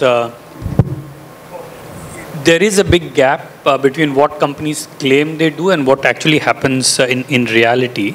But again, I'm not sure if audit is the solution because a lot of the suppliers, particularly in the textile and garments, face regular audits, multiple audits by their buyers and the problem with the audit approach in these kind of situations is there is that fear that if an auditor comes, if they find something is not appropriate, they might lose business, they might lose the contract. In these kind of cases, there is a need for a wider scope, a wider engagement, which is why it's due diligence and not audit, which means that companies have to be confident of saying that yes, it's all right if things are not proper in my supply chain. My first step is to identify what are those challenges and then take commitments and make public commitments of what steps we are going to take to course correct and change some of those things, which is where transparency is important. If these kind of commitments are in the public domain, then investors, civil society, consumers can ask those questions and the company will obviously be under pressure to not provide any false information in the public domain and make true commitments and claims. So which is why the due diligence is a slightly evolved approach in these kind of situations, I think. Is it happening globally? I would like to respond also if you can. Yeah. Can I go ahead? Yes, please go ahead. Yeah, so if I see my last 36 or 7 years in the industry, at one point of time, it was in the 1990s, we started with the COP, conformity production requirements, then quality requirements, and all the time, ISO 9000 appeared, which was based to basically export weights from India to abroad or anywhere, or not just abroad. I mean, any type of standards, quality standards came in, environmental standards came in, very recently, occupational health and safety standards, ISO 14001 is in place. So if the overall requirements go like this, about E, S, and G that we have to comply with, I am sure that maybe not today because the majority counts such standards will really evolve. I'll not say that it's going to be here today or tomorrow, but it will be a natural evolution. This is my personal view. I would just like to add from an investor's perspective. First of all, the example which you gave could not have been actually caught in the sustainability audit. Because it's what you mentioned is more about toilets and other things. So sustainability generally do not cover these things. The other thing about audits is anything which is human, we have gaps. So audits are good. You can't exist without audits. But whether how much we need to audit, what we need to audit, I think there is a balance on that part. Also, audits are periodical. They are not on a continuous basis. So these issues are something which actually come up. Many of the things, not everything, but many of the things can be taken over also by technology. And I'll give you the example of what's happening in the carbon markets. If you have to verify what is the carbon sink and what is the carbon sequestration which is happening there, it's absolutely impossible for human audits to actually do that bit. You can't count the trees and, I mean, people are doing it. There are Vera and Gold which is actually doing it. But there is a big issue on how you can do it economically, speedily, and with more confidence. So technology is actually taking over in this. In these kind of cases, it's not just the audit, it's about this exact issue which you said, that when things actually break down, then the share price takes a hit. So those are the kind of things which also push companies to then take care of all this kind of things. So audits have a role, but it has to be balanced into how much and where we need to do and the cost of all these things and everything. Thank you. Before we go for the next question, my request is if you could keep your questions really short and brief, yeah, like really to the point. Thanks. Thank you very much. I am Chandan Kumar. And all the panelists and moderators very nicely articulated the ESG importance and sustainability. I have a couple of questions from Mr. Chandru sir and all the panelists. Sir, we know that ESG policy and standards evolving very quickly globally, and that lack common baseline for disclosure and metrics as well. And also there is a rising demand of data quality and data availability as well. And the ESG rating and methodology is still not regulated so far and seems proprietary. And all these challenges forcing policy makers to think, to rationalize all the university rules like GRI, SSB, TCFC and BRS also. So if you come to India, for my understanding, I have put it in 3 brackets. First bracket, that some companies are still thinking that ESG is the part of CSR still. And some people are thinking that still that ESG is a very vast subject, so let it be and we'll think later. Some companies are still thinking that focusing on concept of materiality, that think that they're finding, drill down the material issue that impacting their business directly or indirectly, and going ahead few basic issues, that material issues. And few the forward-looking companies that broadly they are driving their ESG agenda like top 1,000 company. So in my opinion, I'm just asking you, what are the key driver you think that forcing companies to, and forcing their conviction to shift their bracket 1 to bracket 2 as well as bracket 3?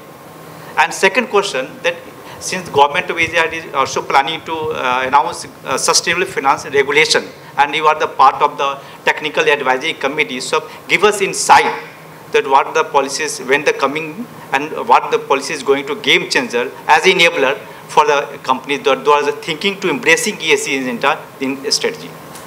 Thank you, Shankar. Thank you.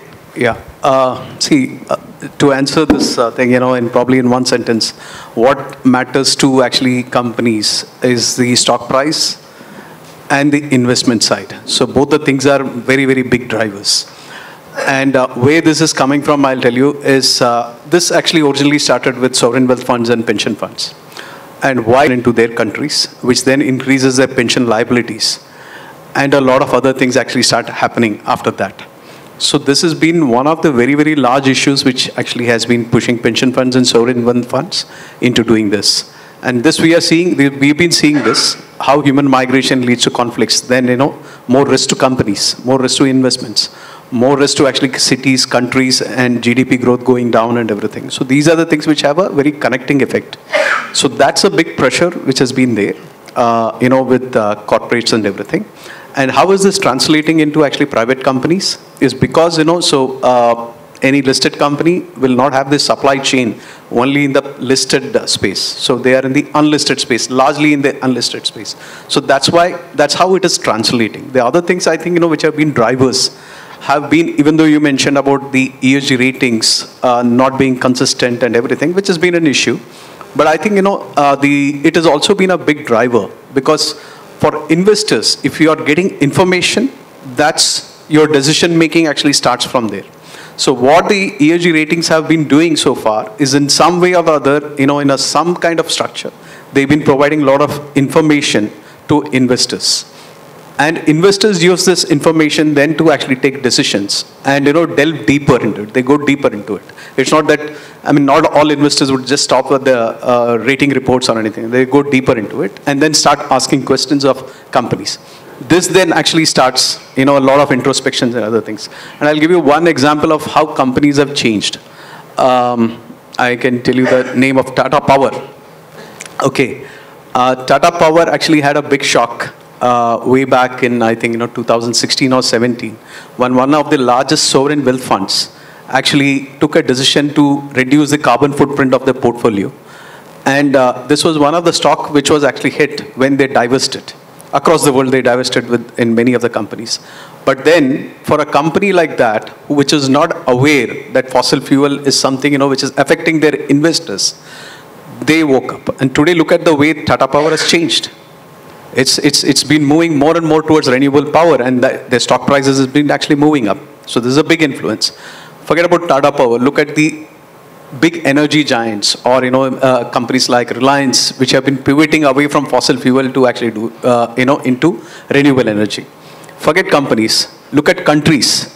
Saudi Arabia, Abu Dhabi, they are moving away from fossil fuel into actually many of these things. So these are very, very large movements which are actually happening, which are having first order, second order, third order, fourth order effects across. So that's the way actually things are moving in that. I hope it answers your question. Second question. Oh, okay. Which was the second question? Yeah, you said government is planning to announce sustainable. Oh, yeah, yeah. Okay, okay. Yeah. The part of the Yeah, I got it. Okay, so that report has been submitted to actually the government of India, to the Department of Economic Affairs. And I think the deliberations are actually happening. I will not be able to actually answer what is actually there in that report and everything, because it's confidential in that. When it comes out, that everybody should be able to know.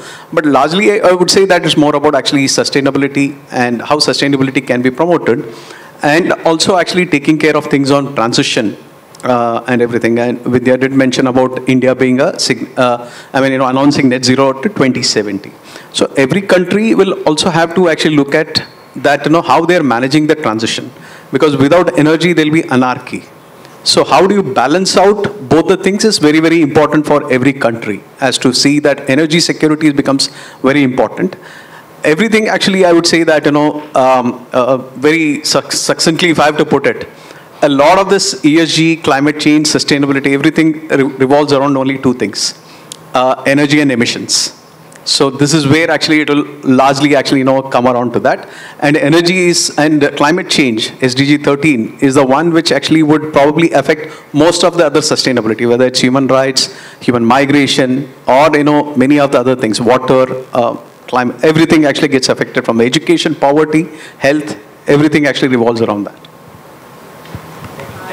Any other speaker would like to add? Yeah, okay. So can we move to this other question?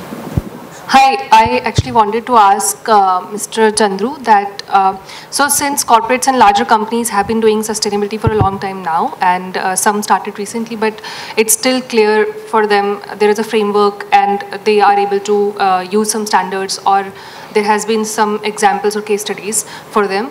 But startups and very small size companies which recently came up, and since there has been a growth of startup ecosystem across the world, so ESG in startups, how can we actually help them prioritize ESG for themselves?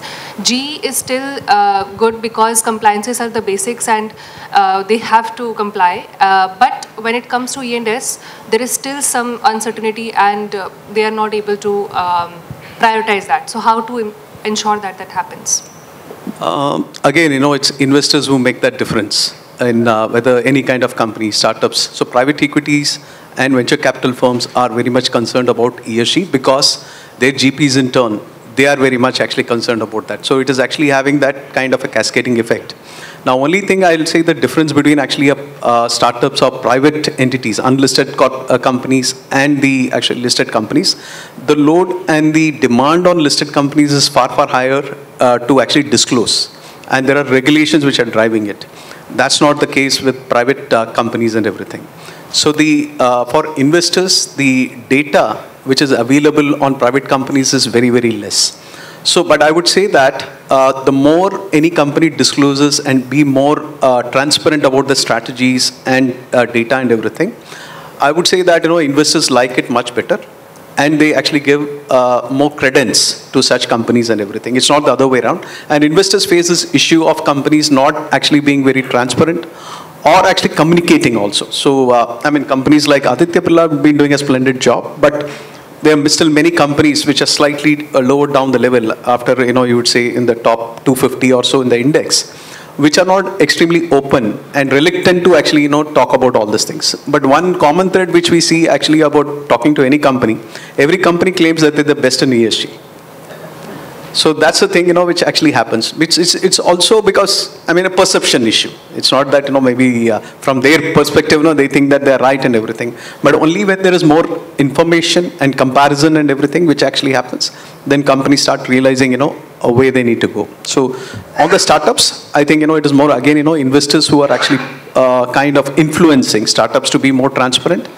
And actually from whether it's E, S or G. And we have seen actually, even the startup system, there have been actually cases of very famous startups which have gone down mostly because of governance issues and that. And that's a big issue in actually startups. So how do you actually, build that governance part and everything?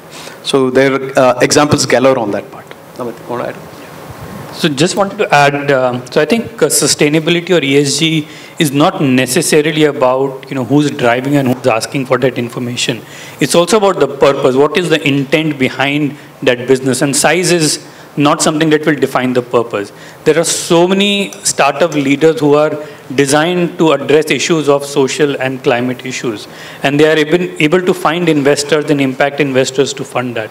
So I think it's more about that intent. And I think just this morning I was reading Patagonia, which is a very famous brand, decided to give away its entire company to a trust and all the profits to be invested for the earth. I think, that really shows that the owner wanted to move away from how the investors want to drive ESG and purpose of the company and what he wanted to do with that company. So I think it boils down to the intent and the purpose, not necessarily the size. I would like to add one thing here, if I am allowed to. Sorry to interrupt. I was basically listening to the thoughts on this topic, and one point that came out was that till now, the purpose of the business was to make money around creating problems for the humanity or environment. But it's now time to solve the problems of the humanity, environment, the society we operate in, and then convert that into business models. So, for example, if we go for automobile industry, it's all about how to create sustainable mobility for the people to travel from point A to point B, not necessarily car ownership. So these are type of new business models which people will have to engage into, or rather you put the right keyword, put a purpose behind the company instead of just taking the profits. Thank you. Most of it is covered.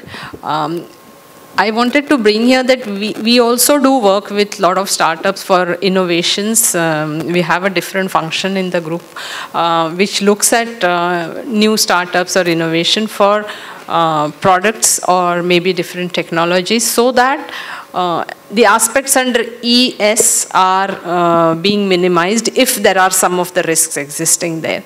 So when you say that they are not clear, then largely everybody today talks of what Chandru said is the carbon thing, that if you are into if you are innovating something, either a product or a technology or a process, so that's one to be looked at. And I would say another is circularity, because nowadays we are talking about reuse, reduce, etc. But always not necessarily what is circular is having a lesser carbon footprint. So that balanced view needs to be taken. So basically in each aspect of any business, irrespective of size that Namit said, these aspects need to be embedded, even if it's a project or if it is a product that is being developed, so that's what it is, like when we talk about making it sustainable. That's what I would like to say here. Can I go ahead? Okay. I just had one question. My name is Anis, I'm from Siemens. My question is mainly to Marcus or also to Chandru, maybe you can. So we're talking about ESG due diligence in the value chain. And when we look at causing and contribution, our focus is mainly on own operation or in the supply chain. But the downstream operation is also an element where a heightened due diligence may be looked at. So just wanted to understand what is the trend in these direction, because as Siemens, a couple of years back, we rolled out our ESG risk framework from a downstream operation, that any opportunity that we look at, we will do a proper, before getting into a firm contract or a bid, with a customer, we do a due diligence there. Just want to understand from a value chain point of view, this element which is not a causing, neither contributing, but it's directly linked. What are the trends there? Marcus, if you or maybe Chandru, what are the trends that we see now on the downstream due diligence side? Yeah, thank you. Marcus? Yes. Yeah, well, thank you very much. I think it's a very good, very important question. So first of all, the German law does not foresee any downstream responsibility, which I personally think is a mistake. It's not so important to have a downstream responsibility, for example, if you're selling garment, for example. But if you're selling products as Siemens is, which very often is, you will have state actors or states as clients, and there are questions that you need to ask yourself. So is it okay, for example, to say, if you have a request to equip a prison with everything that's needed on the electric side, for example. So obviously there are prisons which are legitimate and societies will need them. But the question behind that is this a state where those that are in prison are there based on laws which were passed by a democratically elected parliament? Is the justice that is sending people to prison, is it impartial, is it fair? And that is a question that the company like Siemens or many others that have equipment or products to sell that can be also used in a non-rule of law way. So I think it's very good what Siemens is doing and should serve as also as a blueprint for other companies that have products to sell that can be used in a way which are detrimental to human rights. So first of all, I think that it's very good that you're doing that. Secondly, this will be part of the European law. The European supply chain law at the moment is only there as a draft. It's going to be discussed between the European Parliament and the European governments. Obviously, we don't know what the end of that debate is going to be. It's going to take a while. But most certainly, there will be a responsibility, a downstream responsibility. And I do think that makes sense. Because if you say the whole legislation around human rights due diligence is about protecting human rights, why would you not look at downstream effects that you can have with your operations? So my advice to companies that are our clients is always to have that in your mind and set up risk management systems that either look at it from the beginning or where you can add looking at downstream impacts that you may have at a later stage.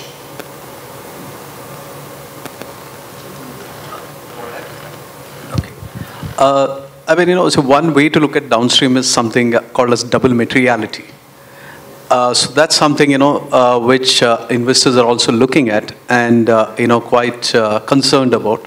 It's basically actually saying that, it's not about actually how the external elements are affecting a company, how you are actually affecting the external element. And that actually would be another way of saying that, about downstream effects which are actually happening. So that's the trend. When you ask about the trend, I think the trend is about actually moving on to double materiality. And there are, I know about, in fact, yesterday I had a conversation with the agency in Switzerland, which has been doing ESG rating, and they have been actually taking double materiality into the way they are actually starting to assess. Now, point is that it's not so easy. It's very complicated when you get into double materiality to see the effects. SBTI or science-based target is one way of actually, looking at double materiality. But there are still actually a lot of data gaps in that part, but it's moving towards that. Okay, I think the gentleman here had a question. If someone could please pass the mic. Yeah, I have it. Yes. Hello. So I think everybody spoke about intent, purpose, investor push, customer push, or consumer push on the companies, right? But the actual gap lies working with the supply chain. So now even if the company has a purpose, right, how do you translate that purpose to the supply chain? Because even the supply chain, MSME or the small companies need to have that purpose in place, right? So there are some few points that were made, but Namit, if you could just help me with what are those trends really that would trigger these MSMEs? Because their point of, I mean, how they change their way of working, right? Because I think Vidya made a point that it's fine if they don't do business with us, right? This can't be a solution for any company to work with their supply chain. So what are these emerging trends that really trigger this shift? Because big companies have made this shift. They are conscious, they are aware. How do you think that the translation happens, and what does drive that? Thanks for that question. And I think for a region like ours, that is the most important question that needs answering, because we are completely dependent, our economies are completely dependent on the MSME sector, on the informal sector. While there is a lot of push coming from large companies, the purchasing practices are not changing in that manner. While companies are demanding, better sustainability and better compliance, nobody is willing to give extra margin to meet those compliance requirements. And that is the fundamental challenge and the conflict that we have. Because unless those buying behavior and the practices change, you will never see impact on ground. If there is immense pressure, somehow MSMEs will try to meet those requirements, through somehow audit reports and those kind of things, which are very prevalent, at least in the textile sectors, and there have been so many case studies about that. But I think what I've seen, and I've been personally involved in a couple of those initiatives, is where brands come together, identify common suppliers, and work with them to first create awareness at the management level, then do trainings. Because often what happens is, even if, say, a factory owner is in sync with what needs to happen, but if the supervisors or the floor managers are not really understanding the requirements, practices will not change at the factory floor. So I think those are the things that are happening in some sense. But one of the other conversations that have started is working at the cluster level. Because India and Indian MSMEs are very well clustered, largely geographically, product-wise or sector-wise. And it is impossible for one MSME or a few MSMEs to change or transform the way they have been doing businesses for decades. But if at a cluster level, an association of MSMEs come together, start taking those steps, I think that will be much more valuable and efficient to bring about that change.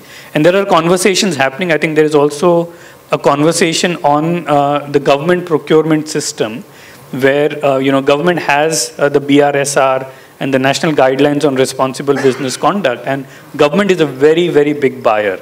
If government can take the first step, ensure that the suppliers to the government, whether it's PSUs or directly to the government, can start following those practices at a cluster level with a higher margin, I think that can have a huge transformative impact on the entire industry at scale. Namit, if it's all right, I would like to add a small practical perspective how we've been back from Sri Lanka on how this ESG penetration happens in the supply chain level. It's like a new mentioned trend that we are also trying out at the moment. So I previously mentioned that we have this issue of converting, innovating 100% sustainable packaging system. So what we did was, the most successful outcome of that is we started collaborating in closed loop collaborations with our suppliers. So we work together on finding innovative solutions where the suppliers are also kind of, it started as one-off project with Dermati, but there are some of the suppliers then started pitching that solution to other customers also, so that this message, while we do this collaboration scientifically, we make sure that they get this message, the bigger picture. So that's one way of, I would say, the collaboration in a meaningful way, not just to enhance the strategy altogether, but work on a practical or a low-hanging fruit, or intended on a short-term outcome, using that short-term outcome to spread the bigger message of ESG or sustainability. That is one of the things.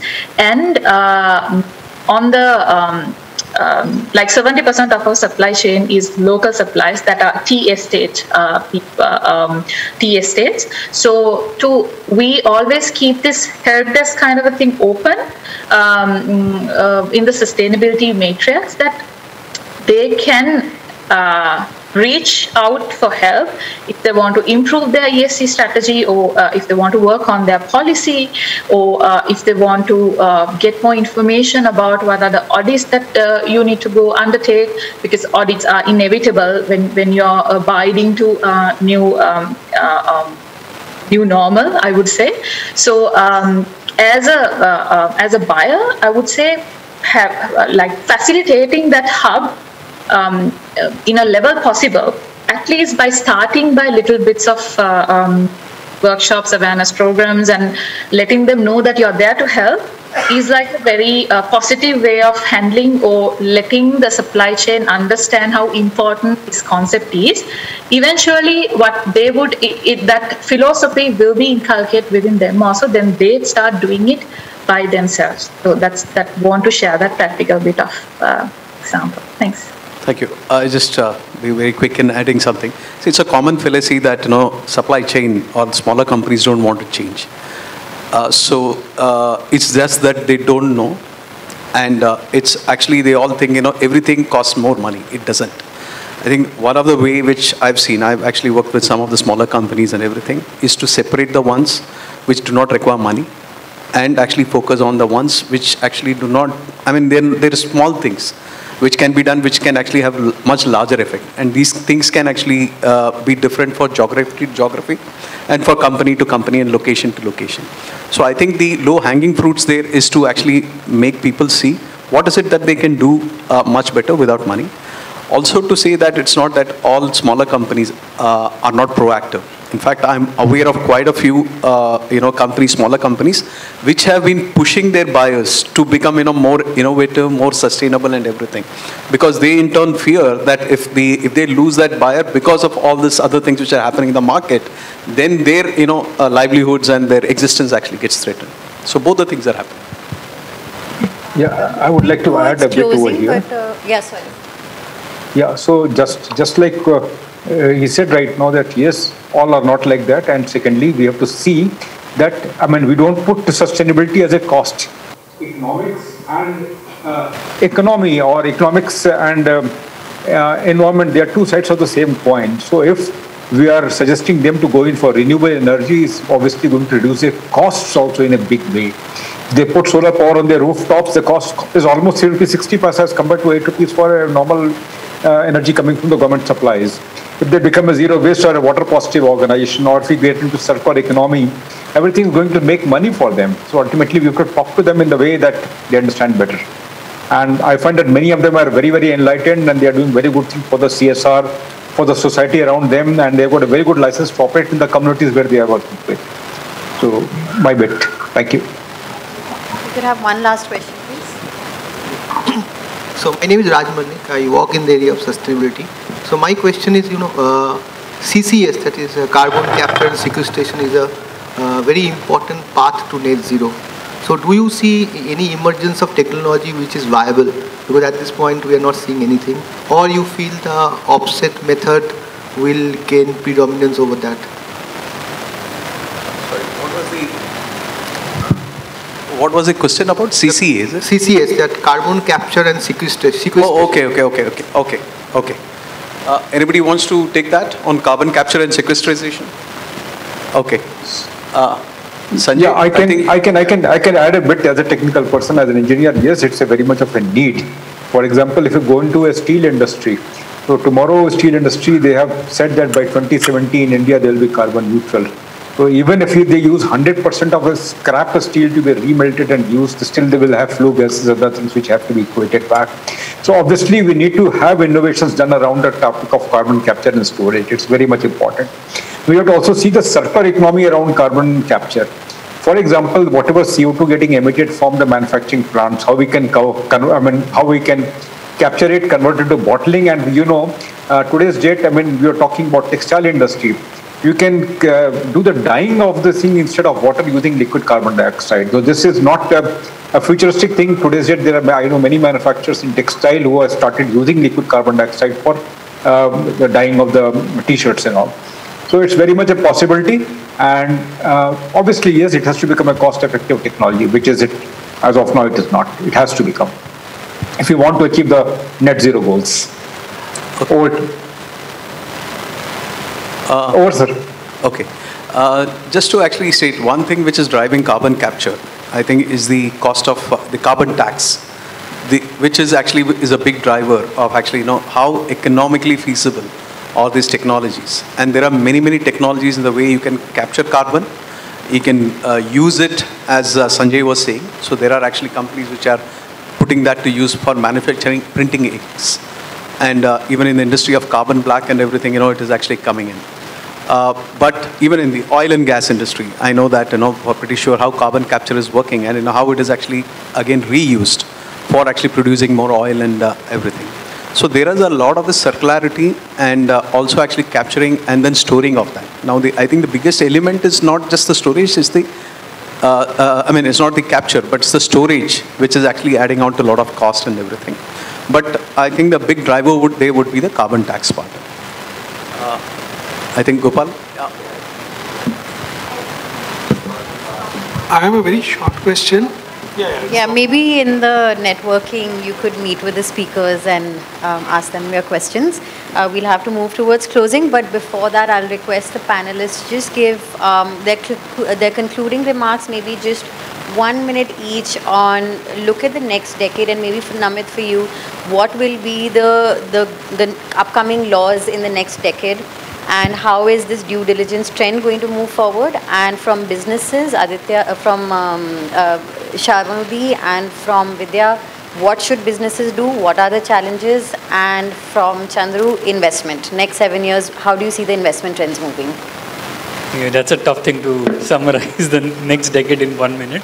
But I think the next decade is definitely important for two, if not more, global goals. So the SDGs are going to have the first milestone in 2030. And even the UN guiding principles on business and human rights, we are marking this as the decade of action. So more than legislations and regulations, I think this decade is about action, because there is a lot of awareness already built in. Policies are there at the government level, at companies level. Now it is about implementing a lot of those policies. So I think I would just keep it there. It is a decade of action. We have had a lot of talk. Now let's have some action. I agree to what Namit says. It's a decade of action. But from the business perspective, it would be more in collaboration with many partners. They could be NGOs, other industry associations, if they are our suppliers. So those small or large industry associations. And also working with some of the government policy makers on trades, etc. Because everything is a cost to any business, either small or big. So if we want to incorporate all these requirements from wherever the push comes from, then some of our procurement practices, etc., need to be changed at each level. And the large industries are pushed because of legislations or the reporting agencies, but it's the same for all the businesses. So collaboration, more communication, creating awareness, building trust is something which needs to be done to take this forward, is what I would say. Action, collaboration, and No, I think from an investor perspective, what is getting more and more important is the strategy. Strategy part. As to what is your ESG strategy, what is your climate change strategy. How are you actually disclosing all these things, your transparency levels? Okay, are you also actually then, sticking to your strategy? So what we most often see is companies are declaring something. The first report which comes out is very flashy and all this kind of things. But the point is, are they following it up or not is very, very important from an investor's perspective. Is there consistency in the way you're actually following your strategy? That is important. Then I think, things like just transition are going to be actually important, because this cannot happen. I mean, it's very, very important for the supply chain is to say that, how are you actually doing that transition in a very just manner. I think that's the other one. there are elements of modern slavery, I think, which are coming up, especially, for countries in South Asia. That becomes an important thing, and that shouldn't disrupt. See, again, as I said, investors are all mostly worried about the risk part, but now it's also about actually how are you trying to capture the opportunity side of it. That's where the strategy actually talks on both sides. And Mr. Sanjay? Yeah, so it's very rightly, it's all about collaboration, it's all about strategy, and I'll use a word called KPI. So we have to be having very clear thought processes based upon our strategy, based upon our double materiality thoughts. What is going to be our strategy for the next 8 to 10 years? For example, we are going to work on 6 areas called decarbonization, circular economy, responsibility in supply chain and business, diversity, inclusion, human rights. So all these 6 areas, we need to have very clear milestones and goals. How do we go together? And obviously, all the time, we have to keep a watch on the destinations. So I'll use the word collaboration and KPIs as a summary word. And Shamudi? Yeah, as all of the other panelists mentioned, that collaboration, but I would add the word innovating in collaborations as such that I think the company should focus on creating models, that sustainable models committed to due diligence, where other companies doesn't have to reinvent the wheel, but share that lessons. That is the way that we need to move forward in collaboration. And the challenge, I would say, is creating a no compromise area in due diligence. And that is why that collaboration is yet again very important. Working groups among businesses shared on climate emergencies, on building sustainable supply chains, getting that trend going on committed to those working groups, working together and making due diligence on human rights and environmental area into a no compromise zone. That is. Thank you all the speakers. We've learned a lot, and it's been a very good discussion because we've talked more on the practicality of it, and we've moved away from theory and, like Namit said, action. We're looking at action, we're looking at collaboration. Thank you, and thank you all the participants. Some very interesting questions were raised. I'll probably move to Nandini to look at closing, and maybe she can provide some closing remarks for us.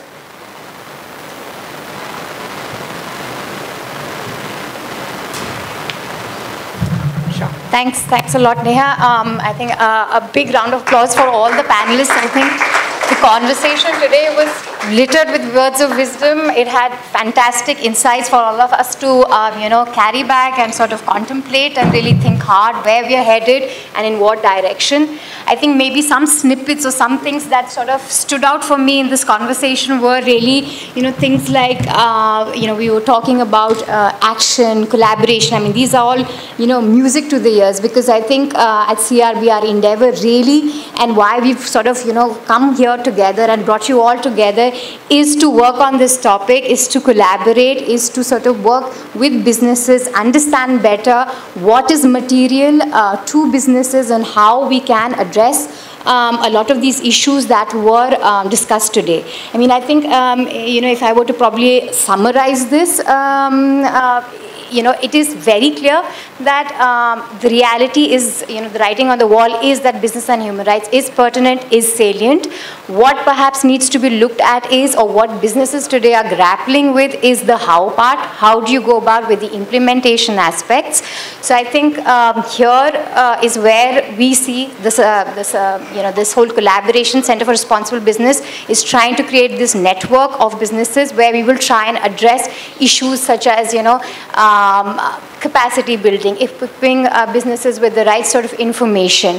We talked about enablers like innovation. These are going to be the disruptors, so to say. We talked about, how supply chain related challenges can be, further probed, and further, frameworks could be developed that are more attuned to the global, the probable global south. I mean, there was that aspect also that was touched upon. I think while there is a lot of momentum that is being built around business and human rights, what we're seeing it is a lot of it is being driven by the global north. I think given that, and I think that's something that Vidya alluded to, that given that the impacts are going to be, maximum, felt maximum, in the South Asian region, I think it's about time that, the South Asian businesses also found a seat at the table.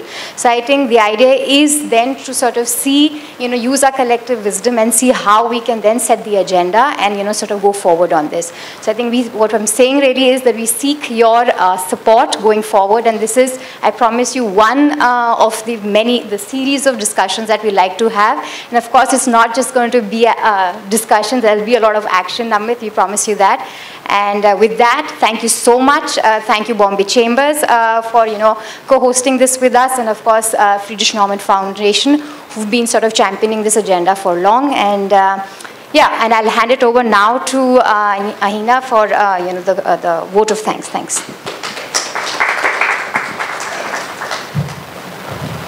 Thank you, Nandini. So it's just a formal vote of thanks.